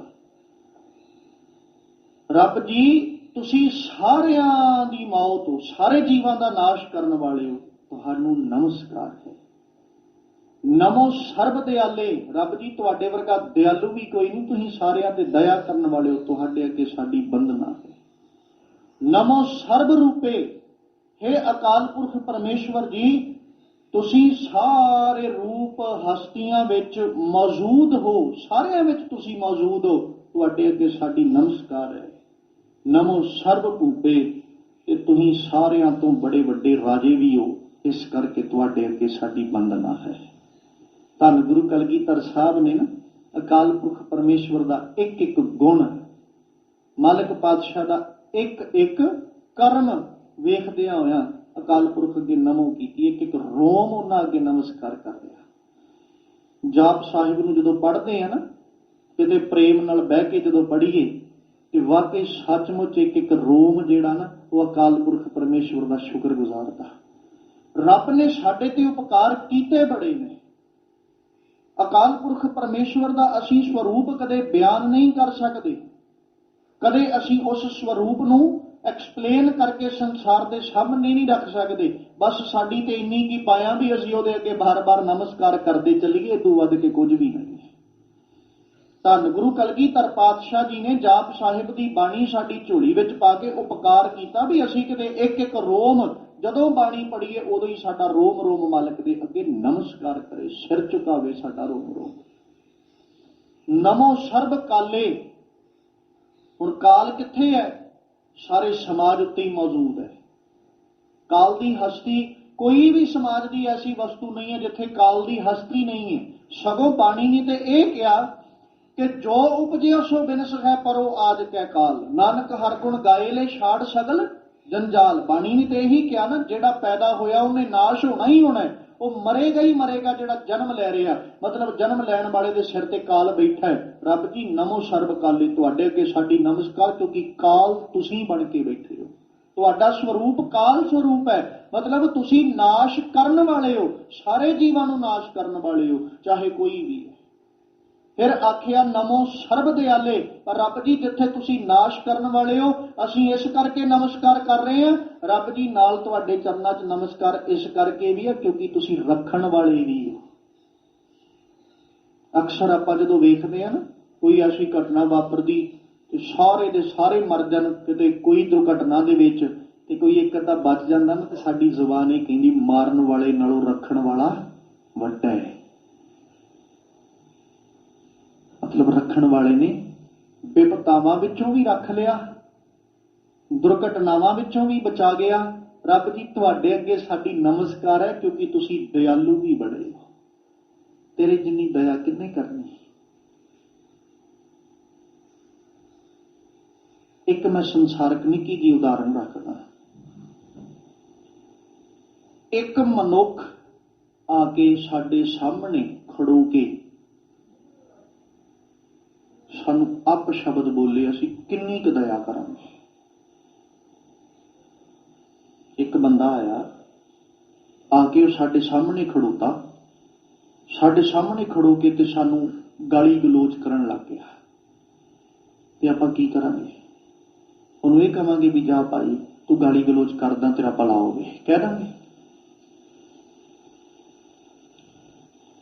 ਗਾਲੀ ਗਲੋਚ ਕਰਨ ਵਾਲੇ ਨੂੰ ਜਾਂ ਤੇ ਅਸੀਂ ਅੱਗੋਂ ਗਾਲੀ ਗਲੋਚ ਕਰਾਂਗੇ ਤੇ ਜਾਂ ਅਸੀਂ ਉਹਨੂੰ ਮਾਰਨ ਤੇ ਕੁੱਟਣ ਤੱਕ ਜਾਵਾਂਗੇ। ਰੱਬ ਜੀ ਤੁਸੀਂ ਏਡੇ ਦਇਆਲੂ ਹੋ, ਉਹਨਾਂ ਨੂੰ ਵੀ ਸੰਭਾਲੀ ਜਾਂਦੇ ਹੋ ਜਿਹੜੇ ਤੁਹਾਡੇ ਅੱਗੇ ਆ ਕੇ ਅਪ ਸ਼ਬਦਾਵਲੀ ਤੱਕ ਵੀ ਤੁਹਾਨੂੰ ਬੋਲ ਜਾਂਦੇ। ਬੰਦਾ ਸਾਹਮਣੇ ਖੜਾ ਹੋਵੇ, ਉਹਨੂੰ ਸਾਹਮਣੇ ਖੜੇ ਨੂੰ ਅਸੀਂ ਕਹੀਏ ਤੂੰ ਤੇ ਹੈ ਹੀ ਨਹੀਂ, ਤੂੰ ਤੇ ਮਰਿਆ ਹੋਇਆ, ਉਹ ਕਦੇ ਦਇਆ ਨਹੀਂ ਕਰੇਗਾ। ਤੇ ਰੱਬ ਨੂੰ ਕਿੰਨੇ ਜੀਵ ਨੇ ਜਿਹੜੇ ਕਹਿ ਰਹੇ ਅਸੀਂ ਮੰਨਦੇ ਹੀ ਨਹੀਂ ਰੱਬ ਹੈ, ਤੇ ਕੀ ਰੱਬ ਉਹਨਾਂ ਦੀ ਪਰਵਰਿਸ਼ ਨਹੀਂ ਕਰ ਰਿਹਾ? ਨਮੋ ਸਰਬ ਦਿਆਲੇ। ਗੁਰੂ ਕਲਗੀਧਰ ਸਾਹਿਬ ਨੇ ਜਦੋਂ ਆ ਦਇਆ ਵਾਲਾ ਸਰੂਪ ਵੇਖਿਆ ਨਾ ਮਾਲਕ ਦਾ, ਕਹਿੰਦੇ ਰੱਬ ਜੀ ਤੁਹਾਡੇ ਅੱਗੇ ਸਾਡੀ ਨਮਸਕਾਰ ਹੈ ਕਿਉਂਕਿ ਤੂੰ ਦਿਆਲੂ ਬੜਾ ਹੈ। ਨਮੋ ਸਰਬ ਦਿਆਲੇ, ਫਿਰ ਨਮੋ ਸਰਬ ਰੂਪੇ, ਸਾਰੇ ਰੂਪਾਂ ਵਿੱਚ ਹੀ ਬੈਠਾ ਹੋਇਆ। ਮੈਂ ਜਿਸ ਪਾਸੇ ਮਰਜ਼ੀ ਝਾਤ ਮਾਰ ਕੇ ਵੇਖਾਂ, ਰੱਬ ਜੀ ਹਰ ਸਰੂਪ ਵਿੱਚ ਤੁਸੀਂ ਬੈਠੇ ਹੋ, ਤੁਹਾਡੇ ਅੱਗੇ ਨਮਸਕਾਰ ਹੈ। ਨਮੋ ਸਰਬ ਭੂਪੇ, ਤੂੰ ਰਾਜਿਆਂ ਦਾ ਵੀ ਰਾਜਾ ਹੈ। ਭੂਪ ਦਾ ਮਤਲਬ ਕੀ ਹੁੰਦਾ ਹੈ? ਰਾਜਾ, ਬਾਦਸ਼ਾਹ। ਰੱਬ ਜੀ ਤੁਸੀਂ ਸਾਰਿਆਂ ਦੇ ਉੱਤੇ ਬੈਠੇ ਹੋਏ ਬਾਦਸ਼ਾਹ ਹੋ, ਇਸ ਕਰਕੇ ਤੁਹਾਡੇ ਅੱਗੇ ਸਾਡੀ ਬੰਦਨਾ ਹੈ। ਨਮੋ ਸਰਬ ਖਾਪੇ, ਨਮੋ ਸਰਬ ਥਾਪੇ, ਨਮੋ ਸਰਬ ਕਾਲੇ, ਨਮੋ ਸਰਬ ਪਾਲੇ। ਸਾਰਿਆਂ ਨੂੰ ਤੁਸੀਂ ਖਪਾਉਣ ਵਾਲੇ ਹੋ, ਤੁਹਾਡੇ ਅੱਗੇ ਸਾਡੀ ਨਮਸਕਾਰ ਹੈ। ਨਮੋ ਸਰਬ ਥਾਪੇ, ਫਿਰ ਸਾਰਿਆਂ ਨੂੰ ਤੁਸੀਂ ਥਾਪਣ ਵਾਲੇ ਵੀ ਹੋ। ਆਪੇ ਹੀ ਮਾਰਦਾ, ਆਪੇ ਹੀ ਰੱਖਦਾ, ਆਪੇ ਹੀ ਬਣਾਉਂਦਾ, ਆਪੇ ਹੀ ਢਾਉਂਦਾ, ਆਪੇ ਹੀ ਸਥਾਪਨਾ ਕਰਦਾ, ਆਪੇ ਹੀ ਉਥਾਪਨਾ ਵੀ ਕਰ ਦਿੰਦਾ। ਗੁਰੂ ਕਲਗੀਧਰ ਸਾਹਿਬ ਕਹਿੰਦੇ ਰੱਬ ਜੀ ਤੈਨੂੰ ਨਮਸਕਾਰ ਹੈ। ਤੇਰੇ ਵਰਗਾ ਉਪਕਾਰੀ ਕਿੱਥੇ ਨਜ਼ਰ ਆਉਣਾ? ਰੱਬ ਜੀ ਤੁਹਾਡੇ ਵਰਗਾ ਦਇਆਲੂ ਕਿੱਥੇ ਨਜ਼ਰ ਆਏਗਾ? ਤੇ ਤੁਹਾਡੇ ਵਰਗਾ ਤਾਕਤਵਰ ਬਲਵਾਨ ਕਿੱਥੋਂ ਨਜ਼ਰ ਆਏਗਾ, ਜਿਹੜਾ ਮਾਰਦਾ ਵੀ ਆਪ ਹੈ, ਰੱਖਦਾ ਵੀ ਆਪ ਹੈ, ਜਿਹੜਾ ਖਪਾਉਂਦਾ ਵੀ ਆਪ ਹੈ, ਜਿਹੜਾ ਸਥਾਪਦਾ ਵੀ ਆਪ ਹੈ। ਥਾਪ ਤੋਂ ਭਾਵ ਥਾਪਣਾ, ਜੀਵਾਂ ਨੂੰ ਪੈਦਾ ਕਰਨਾ। ਖਾਪੇ ਤੋਂ ਭਾਵ ਖਪਾ ਦੇਣਾ, ਉਹਨਾਂ ਨੂੰ ਨਾਸ਼ ਕਰਨਾ। ਨਮੋ ਸਰਬ, ਸਰਬ ਮਤਲਬ ਸਾਰੇ ਖਾਪੇ। ਰੱਬ ਜੀ ਤੁਸੀਂ ਸਾਰਿਆਂ ਨੂੰ ਖਪਾਉਣ ਵਾਲੇ ਹੋ, ਇਸ ਕਰਕੇ ਨਮੋ, ਤੁਹਾਡੇ ਅੱਗੇ ਨਮਸਕਾਰ ਹੈ। ਨਮੋ ਸਰਬ ਥਾਪੇ, ਤੁਸੀਂ ਸਾਰਿਆਂ ਨੂੰ ਥਾਪਣ ਵਾਲੇ ਵੀ ਹੋ, ਇਸ ਕਰਕੇ ਨਮੋ, ਤੁਹਾਡੇ ਅੱਗੇ ਨਮਸਕਾਰ ਹੈ। ਨਮੋ ਸਰਬ ਖਾਪੇ, ਨਮੋ ਸਰਬ ਥਾਪੇ, ਨਮੋ ਸਰਬ ਕਾਲੇ, ਫਿਰ ਸਾਰਿਆਂ ਦਾ ਕਾਲ ਵੀ ਹੋ। ਨਮੋ ਸਰਬ ਪਾਲੇ, ਸਾਰਿਆਂ ਦੇ ਤੁਸੀਂ ਪ੍ਰਤਪਾਲਕ ਵੀ ਹੋ, ਤੁਹਾਡੇ ਅੱਗੇ ਨਮਸਕਾਰ ਹੈ। ਤੁਹਾਡੇ ਅੱਗੇ ਅਸੀਂ ਸਿਰ ਨਵਾਉਂਦੇ ਹਾਂ, ਸੀਸ ਝੁਕਾਉਂਦੇ ਹਾਂ। ਰੱਬ ਜੀ ਤੁਸੀਂ ਕਾਲ ਬਣ ਕੇ ਸਾਰਿਆਂ ਨੂੰ ਨਾਸ਼ ਵੀ ਕਰਦੇ ਹੋ। ਰੱਬ ਜੀ ਤੁਸੀਂ ਪਾਲਣਹਾਰ ਬਣ ਕੇ ਸਾਰਿਆਂ ਦੀ ਪ੍ਰਤਪਾਲਣਾ ਵੀ ਕਰਦੇ ਹੋ। ਰੱਬ ਜੀ ਤੁਸੀਂ ਸਥਾਪਨਹਾਰ ਬਣ ਕੇ ਸਾਰਿਆਂ ਦੀ ਸਥਾਪਨਾ ਵੀ ਕਰਦੇ ਹੋ। ਰੱਬ ਜੀ ਤੁਸੀਂ ਖਪਾਉਣ ਵਾਲੇ ਬਣ ਕੇ ਸਾਰਿਆਂ ਨੂੰ ਖਪਾ ਵੀ ਦਿੰਦੇ ਹੋ, ਤੁਹਾਡੇ ਅੱਗੇ ਨਮਸਕਾਰ। ਬ੍ਰਹਿਮੰਡ ਨੂੰ ਜਿੱਦਣ ਬਣਾਇਆ ਰੱਬ ਜੀ ਤੁਸੀਂ ਕਿਸੇ ਤੋਂ ਸਲਾਹ ਨਹੀਂ ਸੀ ਲਈ, ਵੀ ਮੈਂ ਬਣਾਵਾਂ ਕਿ ਨਾ ਬਣਾਵਾਂ, ਤੁਸੀਂ ਬਣਾਇਆ। ਬਣਾਉਣ ਵਾਲੇ ਨੇ ਬਣਾ ਦਿੱਤਾ। ਤੇ ਰੱਬ ਜੀ ਆਹ ਸੰਸਾਰ ਤੇ ਜਿਹੜੇ ਜੀਵ ਬਣਾਏ ਇਹ ਅੰਦਾਜ਼ੇ ਲਾਉਂਦੇ ਰਹਿ ਗਏ, ਤੂੰ ਬਣਾਇਆ ਕਦੋਂ ਸੀ। ਜਪਜੀ ਚ ਆਪਾਂ ਪੜ੍ਹ ਕੇ ਆਇਆ, ਰੱਬ ਜੀ ਇਹ ਅੰਦਾਜ਼ੇ ਲਾਉਂਦੇ ਰਹੇ, ਤੁਸੀਂ ਬਣਾਇਆ ਕਦੋਂ। ਅੰਦਾਜ਼ੇ ਲਾਉਂਦਿਆਂ ਲਾਉਂਦਿਆਂ ਲਾਉਣ ਵਾਲੇ ਅੰਦਾਜ਼ੇ ਚਲੇ ਗਏ, ਪਰ ਅੰਦਾਜ਼ਾ ਕਿਸੇ ਤੋਂ ਨਹੀਂ ਲੱਗਿਆ ਸਮਾਜ ਬਣਾਇਆ ਕਦੋਂ ਹੈ। ਫਿਰ ਇਹਨਾਂ ਨੇ ਇਕੱਲੇ ਬਣਾਉਣ ਦੇ ਅੰਦਾਜ਼ੇ ਨਹੀਂ ਲਾਏ, ਇਹਨਾਂ ਨੇ ਸਮਾਜ ਖਤਮ ਹੋਣ ਦੇ ਵੀ ਅੰਦਾਜ਼ੇ ਬੜੇ ਲਾਏ। 4 ਕੁ ਸਾਲਾਂ ਬਾਅਦ 5 ਕੁ ਸਾਲਾਂ ਬਾਅਦ ਕਹਿ ਦਿੰਦੇ ਧਰਤੀ ਨੇ ਨਾਸ਼ ਹੋ ਜਾਣਾ, ਅੰਦਾਜ਼ਾ ਹੀ ਹੈ। ਰੱਬ ਜੀ ਜਿੰਨਾ ਚਿਰ ਤੁਸੀਂ ਸਥਾਪਨਾ ਕਰਨ ਵਾਲੇ ਹੋ, ਤੁਸੀਂ ਬੈਠੇ ਹੋ ਸਾਰਿਆਂ ਦੀ ਸਥਾਪਨਾ ਕਰੀ ਜਾਂਦੇ, ਤੇ ਜਿੱਦਣ ਤੁਸੀਂ ਸਮਾਜ ਨੂੰ ਖਪਾਉਣਾ ਉਦਣ ਦੁਨੀਆ ਨੂੰ ਥੋੜੀ ਪਤਾ ਲੱਗਣਾ ਵੀ ਅੱਜ ਰੱਬ ਨੇ ਖਪਾ ਦੇਣਾ ਹੈ। ਆਪਾਂ ਕਈ ਕੁਦਰਤੀ ਆਫਤਾਂ ਵੇਖਦੇ ਹਾਂ, ਕਦੇ ਦੱਸ ਕੇ ਆਈਆਂ ਨੇ? ਕਿੰਨੇ ਇਲਾਕਿਆਂ ਦੇ ਵਿੱਚ ਕੁਦਰਤੀ ਆਫਤ ਆਉਂਦੀ ਹੈ, ਉਹ ਜਿਹੜੀ ਆਈ ਹੋਈ ਕੁਦਰਤੀ ਆਫਤ ਹੈ ਉਹਨੇ ਕਿੰਨਾ ਕੁ ਕਿਸੇ ਨੂੰ ਅਲਰਟ ਕੀਤਾ ਵੀ ਮੈਂ ਆਉਣ ਲੱਗੀ ਤੇ ਤੁਸੀਂ ਹੁਣ ਸਹੀ ਹੋ ਜਾਓ ਭਾਈ, ਆਪਣਾ ਸੁਚੇਤ ਆਪਣੇ ਆਪੇ ਨੂੰ ਸਾਂਭ ਲਓ ਤੁਸੀਂ। ਤੇ ਜਿੱਦਣ ਸਮਾਜ ਨੇ ਨਾਸ਼ ਹੋਣਾ ਹੋਏਗਾ ਉਦਣ ਕਿੰਨਾ ਕੁ ਅਲਰਟ ਕਰੇਗਾ ਸਮਾਜ ਵੀ ਮੈਂ ਨਾਸ਼ ਹੋਣ ਲੱਗਾ, ਜਾਂ ਧਰਤੀ ਕਵੇਗੀ ਵੀ ਮੈਂ ਹੁਣ ਫਟ ਜਾਣਾ, ਤੁਸੀਂ ਬਾਜੋ ਜੇ ਬਚਿਆ ਜਾਂਦਾ। ਨਮੋ ਸਰਬ ਖਾਪੇ ਨਮੋ ਸਰਬ ਥਾਪੇ, ਤੁਸੀਂ ਸਾਰਿਆਂ ਨੂੰ ਖਪਾਉਣ ਵਾਲੇ ਵੀ ਹੋ ਤੇ ਸਾਰਿਆਂ ਨੂੰ ਥਾਪਣ ਵਾਲੇ ਵੀ ਹੋ। ਰੱਬ ਜੀ ਤੁਹਾਡੇ ਅੱਗੇ ਨਮੋ ਹੈ, ਨਮਸਕਾਰ ਹੈ। ਤੁਸੀਂ ਸਾਰਿਆਂ ਦਾ ਕਾਲ ਵੀ ਹੋ ਤੇ ਸਾਰਿਆਂ ਦੇ ਪਾਲਣ ਵਾਲੇ ਵੀ ਹੋ, ਸਾਰਿਆਂ ਦੀ ਪ੍ਰਤਪਾਲਨਾ ਕਰਦੇ ਹੋ।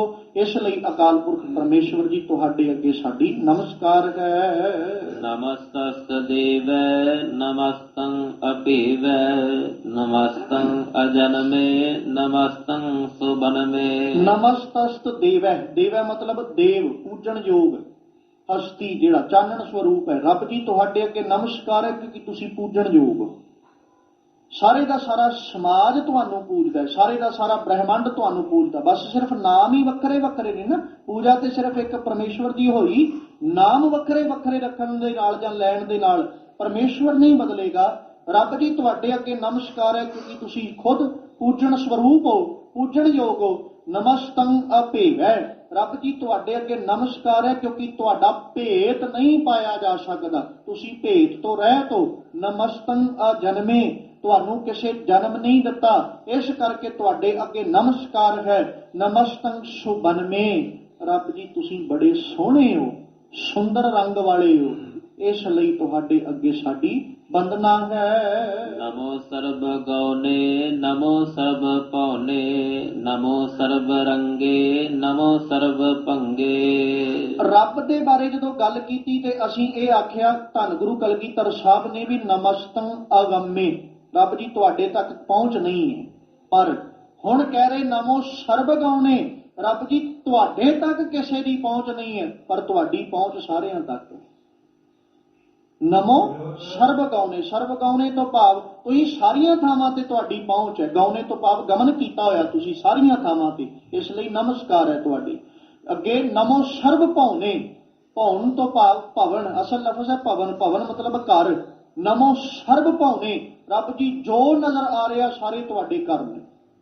ਇੱਕ ਪਾਸੇ ਕਿਹਾ ਸੀ ਰੱਬ ਦਾ ਕੋਈ ਖਾਸ ਘਰ ਨਹੀਂ, ਦੂਜੇ ਪਾਸੇ ਫਿਰ ਆਖਿਆ ਧੰਨ ਗੁਰੂ ਕਲਗੀਧਰ ਸਾਹਿਬ ਨੇ ਰੱਬ ਜੀ ਸਾਰੇ ਹੀ ਘਰ ਤੁਹਾਡੇ ਨੇ, ਇਸ ਕਰਕੇ ਤੁਹਾਡੇ ਅੱਗੇ ਨਮਸਕਾਰ ਹੈ। ਨਮੋ ਸਰਬ ਰੰਗੇ, ਸਾਰੇ ਰੰਗਾਂ ਵਾਲੇ ਤੁਸੀਂ ਹੋ, ਸਾਰੇ ਰੰਗ ਤੁਹਾਡੇ ਨੇ।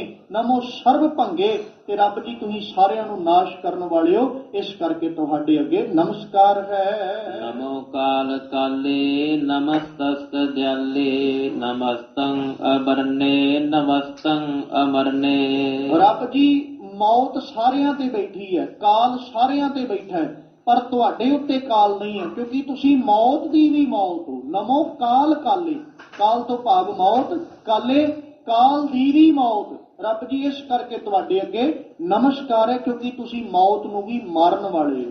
ਨਮਸਤਸਤ ਦਿਆਲੇ, ਰੱਬ ਜੀ ਤੁਹਾਡੇ ਅੱਗੇ ਨਮਸਕਾਰ ਹੈ ਕਿਉਂਕਿ ਤੁਸੀਂ ਦਇਆਲੂ ਹੋ। ਨਮਸਤੰ ਅਵਰਣੇ, ਰੱਬ ਜੀ ਤੁਹਾਡਾ ਕੋਈ ਖਾਸ ਵਰਨ ਨਹੀਂ ਹੈ, ਖਾਸ ਰੰਗ ਨਹੀਂ ਹੈ, ਤੁਹਾਡੇ ਅੱਗੇ ਨਮਸਕਾਰ ਹੈ। ਨਮਸਤੰ ਅਮਰਨੇ, ਰੱਬ ਜੀ ਤੁਸੀਂ ਮੌਤ ਤੋਂ ਰਹਿਤ ਹੋ, ਤੁਹਾਡੇ ਅੱਗੇ ਬੰਦਨਾ ਹੈ। ਨਮਸਤੰ ਜਿਰਾਰੰ ਨਮਸਤੰ ਕਿਰਤਾਰੰ ਨਮੋ ਸਰਬ ਧੰਦੇ ਨਮੋ ਸਤ ਅਬੰਧੇ। ਰੱਬ ਜੀ ਨਮਸਤੰ ਜ਼ਰਾਰੰ, ਅਸਲ ਲਫ਼ਜ਼ ਹੈ ਜ਼ਰ। ਜ਼ਰ ਦਾ ਮਤਲਬ ਹੁੰਦਾ ਹੈ ਬੁਢੇਪਾ। ਜ਼ਰਾਰੰ, ਜ਼ਰ ਦਾ ਅਰ ਮਤਲਬ ਜਰ ਦਾ ਦੁਸ਼ਮਣ। ਰੱਬ ਜੀ ਤੁਸੀਂ ਬੁਢੇਪੇ ਦੇ ਵੀ ਦੁਸ਼ਮਣ ਹੋ। ਬੁਢੇਪਾ ਤੁਹਾਡੇ ਤੇ ਨਹੀਂ ਆਉਂਦਾ, ਬੁਢੇਪਾ ਤੁਹਾਡੇ ਨਜ਼ਦੀਕ ਵੀ ਨਹੀਂ ਹੈ। ਨਮਸਤੰ ਜ਼ਰਾਰੰ, ਤੁਹਾਡੇ ਅੱਗੇ ਨਮਸਕਾਰ ਹੈ ਕਿਉਂਕਿ ਤੁਸੀਂ ਬੁਢੇਪੇ ਤੋਂ ਰਹਿਤ ਹੋ। ਨਮਸਤੰ ਕਿਰਤਾਰੰ, ਕਿਰਤਾਰੰ ਮਤਲਬ ਕ੍ਰਿਤ, ਸਾਰਾ ਕੁਝ ਕਰਨ ਵਾਲਾ। ਅਸਲ ਲਫ਼ਜ਼ ਹੈ ਕਰਤਾਰ ਮਤਲਬ ਕਰਨ ਵਾਲਾ। ਰੱਬ ਜੀ ਤੁਹਾਡੇ ਅੱਗੇ ਸਾਡੀ ਨਮਸਕਾਰ ਹੈ ਕਿਉਂਕਿ ਤੁਸੀਂ ਸਾਰੀ ਦੀ ਸਾਰੀ ਕ੍ਰਿਤ ਕਰਨ ਵਾਲੇ ਹੋ, ਸਭ ਕੁਝ ਬਣਾਉਣ ਵਾਲੇ ਹੋ। ਨਮੋ ਸਰਬ ਧੰਦੇ, ਰੱਬ ਜੀ ਦੁਨੀਆ ਦੇ ਸਾਰੇ ਵਿਹਾਰ ਤੁਸੀਂ ਚਲਾਉਣ ਵਾਲੇ ਹੋ, ਤੁਹਾਡੇ ਅੱਗੇ ਨਮਸਕਾਰ ਹੈ। ਨਮੋ ਸਤ ਅਬੰਧੇ, ਰੱਬ ਜੀ ਤੁਸੀਂ ਬੰਧਨਾਂ ਤੋਂ ਰਹਿਤ ਹੋ, ਤੁਹਾਡੀ ਹੋਂਦ ਜਿਹੜੀ ਉਹ ਆਜ਼ਾਦ ਹੈ, ਤੁਸੀਂ ਆਜ਼ਾਦ ਹਸਤੀ ਦੇ ਮਾਲਕ ਹੋ, ਇਸ ਕਰਕੇ ਤੁਹਾਡੇ ਅੱਗੇ ਨਮਸਕਾਰ ਹੈ। ਨਮਸਤੰ ਨਿਰਸਾਕੇ ਨਮਸਤੰ ਨਿਰਬਾਕੇ ਨਮਸਤੰ ਰਹੀਮੇ ਨਮਸਤੰ ਕਰੀਮੇ। ਰੱਬ ਜੀ ਤੁਸੀਂ ਨਿਰਸਾਕੇ, ਤੁਹਾਡਾ ਕੋਈ ਖਾਸ ਸਾਕ ਨਹੀਂ ਹੈ, ਕੋਈ ਖਾਸ ਰਿਸ਼ਤਾ ਨਹੀਂ ਹੈ, ਸੰਬੰਧ ਨਹੀਂ ਹੈ। ਨਮਸਤੰ ਨਿਰਬਾਕੇ, ਤੇ ਤੁਸੀਂ ਨਿਰਭਉ ਹੋ। ਨਿਰਵਾਕ ਤੋਂ ਭਾਵ ਇੱਥੇ ਨਿਡਰ, ਮਤਲਬ ਤੁਹਾਨੂੰ ਡਰ ਵੀ ਕਿਸੇ ਦਾ ਨਹੀਂ। ਨਮਸਤੰ ਰਹੀਮੇ, ਤੁਹਾਡੇ ਅੱਗੇ ਨਮਸਕਾਰ ਹੈ ਕਿਉਂਕਿ ਤੁਸੀਂ ਰਹਿਮ ਕਰਨ ਵਾਲੇ ਹੋ। ਨਮਸਤੰ ਕਰੀਮੇ, ਤੁਹਾਡੇ ਅੱਗੇ ਨਮਸਕਾਰ ਹੈ ਕਿਉਂਕਿ ਤੁਸੀਂ ਕਰਮ ਕਰਨ ਵਾਲੇ ਵੀ ਹੋ। ਕਰਮ ਤੋਂ ਭਾਵ ਬਖਸ਼ਿਸ਼। ਰੱਬ ਜੀ ਤੁਸੀਂ ਰਹਿਮ ਵੀ ਕਰਦੇ ਹੋ, ਤੁਸੀਂ ਬਖਸ਼ਿਸ਼ ਵੀ ਕਰਦੇ ਹੋ, ਤੁਹਾਡੇ ਅੱਗੇ ਸਾਡੀ ਬੰਦਨਾ ਹੈ। ਨਮਸਤੰ ਅਨੰਤੇ ਨਮਸਤੰ ਮਹੰਤੇ ਨਮਸਤਸਤਰਾਗੇ ਨਮਸਤੰ ਸੁਹਾਗੇ। ਤੁਹਾਨੂੰ ਨਮਸਕਾਰ ਹੈ ਕਿਉਂਕਿ ਤੁਸੀਂ ਅਨੰਤ ਹੋ, ਅੰਤ ਤੋਂ ਰਹਿਤ ਹੋ। ਨਮਸਤੰ ਮਹੰਤੇ, ਮਹੰਤ ਭਾਵ ਵੱਡਾ। ਰੱਬ ਜੀ ਤੁਸੀਂ ਸਾਰਿਆਂ ਤੋਂ ਵੱਡੇ ਹੋ, ਇਸ ਲਈ ਤੁਹਾਡੇ ਅੱਗੇ ਬੰਦਨਾ। ਨਮਸਤਸਤ ਰਾਗੇ, ਰਾਗ ਤੋਂ ਭਾਵ ਪਿਆਰ। ਰੱਬ ਜੀ ਤੁਸੀਂ ਪਿਆਰ ਸਰੂਪ ਹੋ, ਤੁਹਾਡੇ ਅੱਗੇ ਨਮਸਕਾਰ ਹੈ। ਨਮਸਤੰ ਸੁਹਾਗੇ, ਰੱਬ ਜੀ ਤੁਸੀਂ ਚੰਗੇ ਪ੍ਰਤਾਪ ਦੇ ਮਾਲਕ ਹੋ, ਤੁਹਾਡਾ ਪ੍ਰਤਾਪ ਬਹੁਤ ਤੇਜ ਹੈ, ਇਸ ਕਰਕੇ ਤੁਹਾਡੇ ਅੱਗੇ ਨਮਸਕਾਰ ਹੈ। ਨਮੋ ਸਰਬ ਸੁਖੰ ਨਮੋ ਸਰਬ ਪੋਖੰ ਨਮੋ ਸਰਬ ਕਰਤਾ ਨਮੋ ਸਰਬ ਹਰਤਾ। ਨਮੋ ਸਰਬ ਸੋਖੰ ਮਤਲਬ ਸੋਖ ਲੈਣ ਵਾਲਾ। ਰੱਬ ਜੀ ਤੁਸੀਂ ਸਾਰਿਆਂ ਨੂੰ ਸੋਖ ਲੈਣ ਵਾਲੇ ਹੋ। ਨਮੋ ਸਰਬ ਪੋਖੰ, ਸਾਰਿਆਂ ਨੂੰ ਭਰਨ ਵਾਲਾ। ਰੱਬ ਜੀ ਤੁਸੀਂ ਸਾਰਿਆਂ ਨੂੰ ਭਰ ਦੇਣ ਵਾਲੇ ਵੀ ਹੋ। ਨਮੋ ਸਰਬ ਕਰਤਾ, ਤੁਸੀਂ ਸਭ ਕੁਝ ਕਰਨ ਵਾਲੇ ਹੋ। ਨਮੋ ਸਰਬ ਹਰਤਾ, ਤੁਸੀਂ ਸਭ ਕੁਝ ਹਰਨ ਵਾਲੇ ਹੋ, ਇਸ ਕਰਕੇ ਤੁਹਾਡੇ ਅੱਗੇ ਨਮਸਕਾਰ ਹੈ। ਨਮੋ ਜੋਗ ਜੋਗੇ ਨਮੋ ਭੋਗ ਭੋਗੇ ਨਮੋ ਸਰਬ ਦਿਆਲੇ ਨਮੋ ਸਰਬ ਪਾਲੇ। ਫਿਰ ਕਹਿੰਦੇ ਰੱਬ ਜੀ ਤੁਸੀਂ ਜੋਗੀ ਹੋ, ਤਪੀ ਹੋ, ਜੋਗੀਆਂ ਤੋਂ ਵੀ ਵੱਡੇ ਜੋਗੀ ਹੋ। ਨਮੋ ਜੋਗ ਜੋਗੇ, ਜੋਗੀਆਂ ਤੋਂ ਵੀ ਵੱਡੇ ਜੋਗੀ ਹੋ। ਨਮੋ ਭੋਗ ਭੋਗੇ, ਤੁਸੀਂ ਗ੍ਰਸਥੀਆਂ ਤੋਂ ਵੀ ਵੱਡੇ ਗ੍ਰਸਥੀ ਹੋ। ਜਿਵੇਂ ਆਪਾਂ ਪਹਿਲੋਂ ਪੜ੍ਹ ਕੇ ਆਏ ਆ ਨਾ, ਜੋਗੀ ਅੰਦਰ ਜੋਗੀਆ ਤੂੰ ਭੋਗੀ ਅੰਦਰ ਭੋਗੀਆ। ਰੱਬ ਜੀ ਤੁਸੀਂ ਜੋਗੀਆਂ ਤੋਂ ਵੱਡੇ ਜੋਗੀ ਹੋ, ਮਤਲਬ ਤਿਆਗੀਆਂ ਤੋਂ ਵੀ ਵੱਡੇ ਤਿਆਗੀ ਹੋ। ਤੇ ਰੱਬ ਜੀ ਭੋਗ ਕਰਨ ਵਾਲਾ ਭੋਗੀ ਜਿਹੜਾ ਹੈ, ਤੁਸੀਂ ਉਹਦੇ ਵਿੱਚ ਬੈਠੇ ਵੀ ਭੋਗ ਕਰ ਰਹੇ ਹੋ ਤੇ ਤੁਸੀਂ ਉਹਦੇ ਤੋਂ ਵੀ ਵੱਡੇ ਭੋਗੀ ਹੋ। ਨਮੋ ਸਰਬ ਦਿਆਲੇ, ਤੁਸੀਂ ਸਾਰਿਆਂ ਤੇ ਦਇਆ ਕਰਨ ਵਾਲੇ ਹੋ। ਨਮੋ ਸਰਬ ਪਾਲੇ, ਤੁਸੀਂ ਸਾਰਿਆਂ ਦੀ ਪਾਲਣਾ ਕਰਨ ਵਾਲੇ ਹੋ। ਇਸ ਤਰੀਕੇ ਦੇ ਨਾਲ ਅੱਜ ਧੰਨ ਗੁਰੂ ਕਲਗੀਧਰ ਪਾਤਸ਼ਾਹ ਜੀ ਨੇ ਭੁਯੰਗ ਪ੍ਰਿਆਤ ਛੰਦ ਦੇ ਰਾਹੀਂ ਅਕਾਲ ਪੁਰਖ ਪਰਮੇਸ਼ਵਰ ਦੇ ਰਹਿਮ ਭਰੇ ਜਿਹੜੇ ਗੁਣ ਨੇ ਉਹ ਸਾਡੇ ਸਾਹਮਣੇ ਰੱਖੇ ਕਿ ਉਹ ਪ੍ਰਭੂ ਬੜਾ ਦਿਆਲੂ ਹੈ, ਬੜਾ ਕਿਰਪਾਲੂ ਹੈ, ਪ੍ਰਤਪਾਲਣਹਾਰ ਹੈ, ਸਾਰਿਆਂ ਦੀ ਪਰਵਰਿਸ਼ ਕਰਨ ਵਾਲਾ। ਇੱਕੋ ਇੱਕ ਤਾਕਤ ਹੈ ਜਿਹੜੀ ਪਾਲਦੀ ਵੀ ਹੈ, ਨਾਸ਼ ਵੀ ਕਰਦੀ ਹੈ ਤੇ ਰੱਖਦੀ ਵੀ ਹੈ। ਉਹ ਮੌਤ ਦੀ ਵੀ ਮੌਤ ਹੈ, ਬੁਢਾਪੇ ਤੋਂ ਰਹਿਤ ਹੈ, ਨਿਡਰ ਹੈ, ਉਹਨੂੰ ਡਰ ਕਿਸੇ ਦਾ ਨਹੀਂ। ਐਸੇ ਗੁਣ ਤੇ ਕਰਮ ਧੰਨ ਗੁਰੂ ਕਲਗੀਧਰ ਪਾਤਸ਼ਾਹ ਜੀ ਰੱਬ ਦੇ ਸਾਡੇ ਸਨਮੁਖ ਰੱਖਦੇ ਨੇ। ਮਾਲਕ ਦੇ ਅੱਗੇ ਨਤਾ ਪ੍ਰਤੀ ਅਰਦਾਸਾਂ ਰਜ਼ੋਈਆਂ ਰੋਜ਼ ਕਰਦੇ ਰਿਹਾ ਕਰੋ, ਕਿਤੇ ਇੱਕ ਇੱਕ ਰੋਮ ਸਾਡਾ ਵੀ ਉਸ ਮਾਲਕ ਦੇ ਅੱਗੇ ਨਮਸਕਾਰ ਕਰਨ ਲੱਗ ਜਾਏ। ਅਸੀਂ ਵੀ ਕਿਤੇ ਰੋਮ ਰੋਮ ਕਰਕੇ ਉਸ ਮਾਲਕ ਦੇ ਰਿਣੀ ਬਣ ਜਾਈਏ, ਤਾਂ ਜੋ ਅਕਾਲ ਪੁਰਖ ਪਰਮੇਸ਼ਵਰ ਦੇ ਗੁਣਾਂ ਨੂੰ ਗਾਉਂਦਿਆਂ ਹੋਇਆਂ ਅਸੀਂ ਆਪਣਾ ਆਪਾ ਉਹਦੇ ਅੱਗੇ ਸਮਰਪਿਤ ਕਰ ਦਈਏ ਤੇ ਸਾਡੇ ਵੀ ਅਸੀਂ ਜੀਵਨ ਸਫਲ ਕਰਕੇ ਸੰਸਾਰ ਤੋਂ ਜਾਈਏ। ਗੁਰਬਟ ਭਾਗੀ ਪਾਇਆ ਐਸਾ ਗੁਰ ਵਡ ਭਾਗੀ ਪਾਇਆ। ਗੁਰ ਵਡ ਭਾਗੀ ਪਾਇਆ, ਐਸਾ ਗੁਰ ਵਡ ਭਾਗੀ ਪਾਇਆ।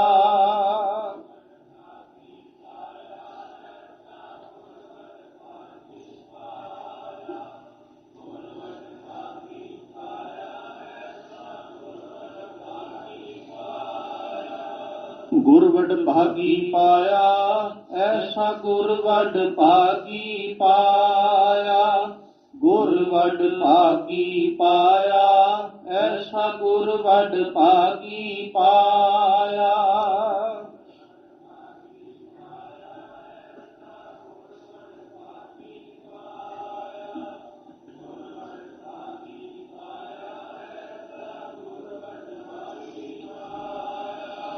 ਭੂਲੇ ਮਾਰਗ ਜਿਨੈ ਬਤਾਇਆ, ਭੂਲੇ ਮਾਰਗ ਜਿਨੈ ਬਤਾਇਆ।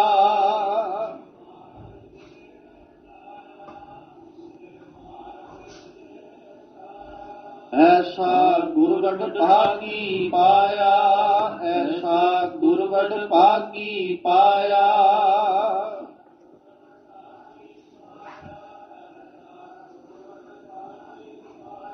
ਗੁਰ ਵਡ ਭਾਗੀ ਪਾਇਆ, ਐਸਾ ਗੁਰ ਵਡ ਭਾਗੀ ਪਾਇਆ। ਗੁਰ ਵਡ ਭਾਗੀ ਪਾਇਆ, ਐਸਾ ਗੁਰ ਵਡ ਭਾਗੀ ਪਾਇਆ।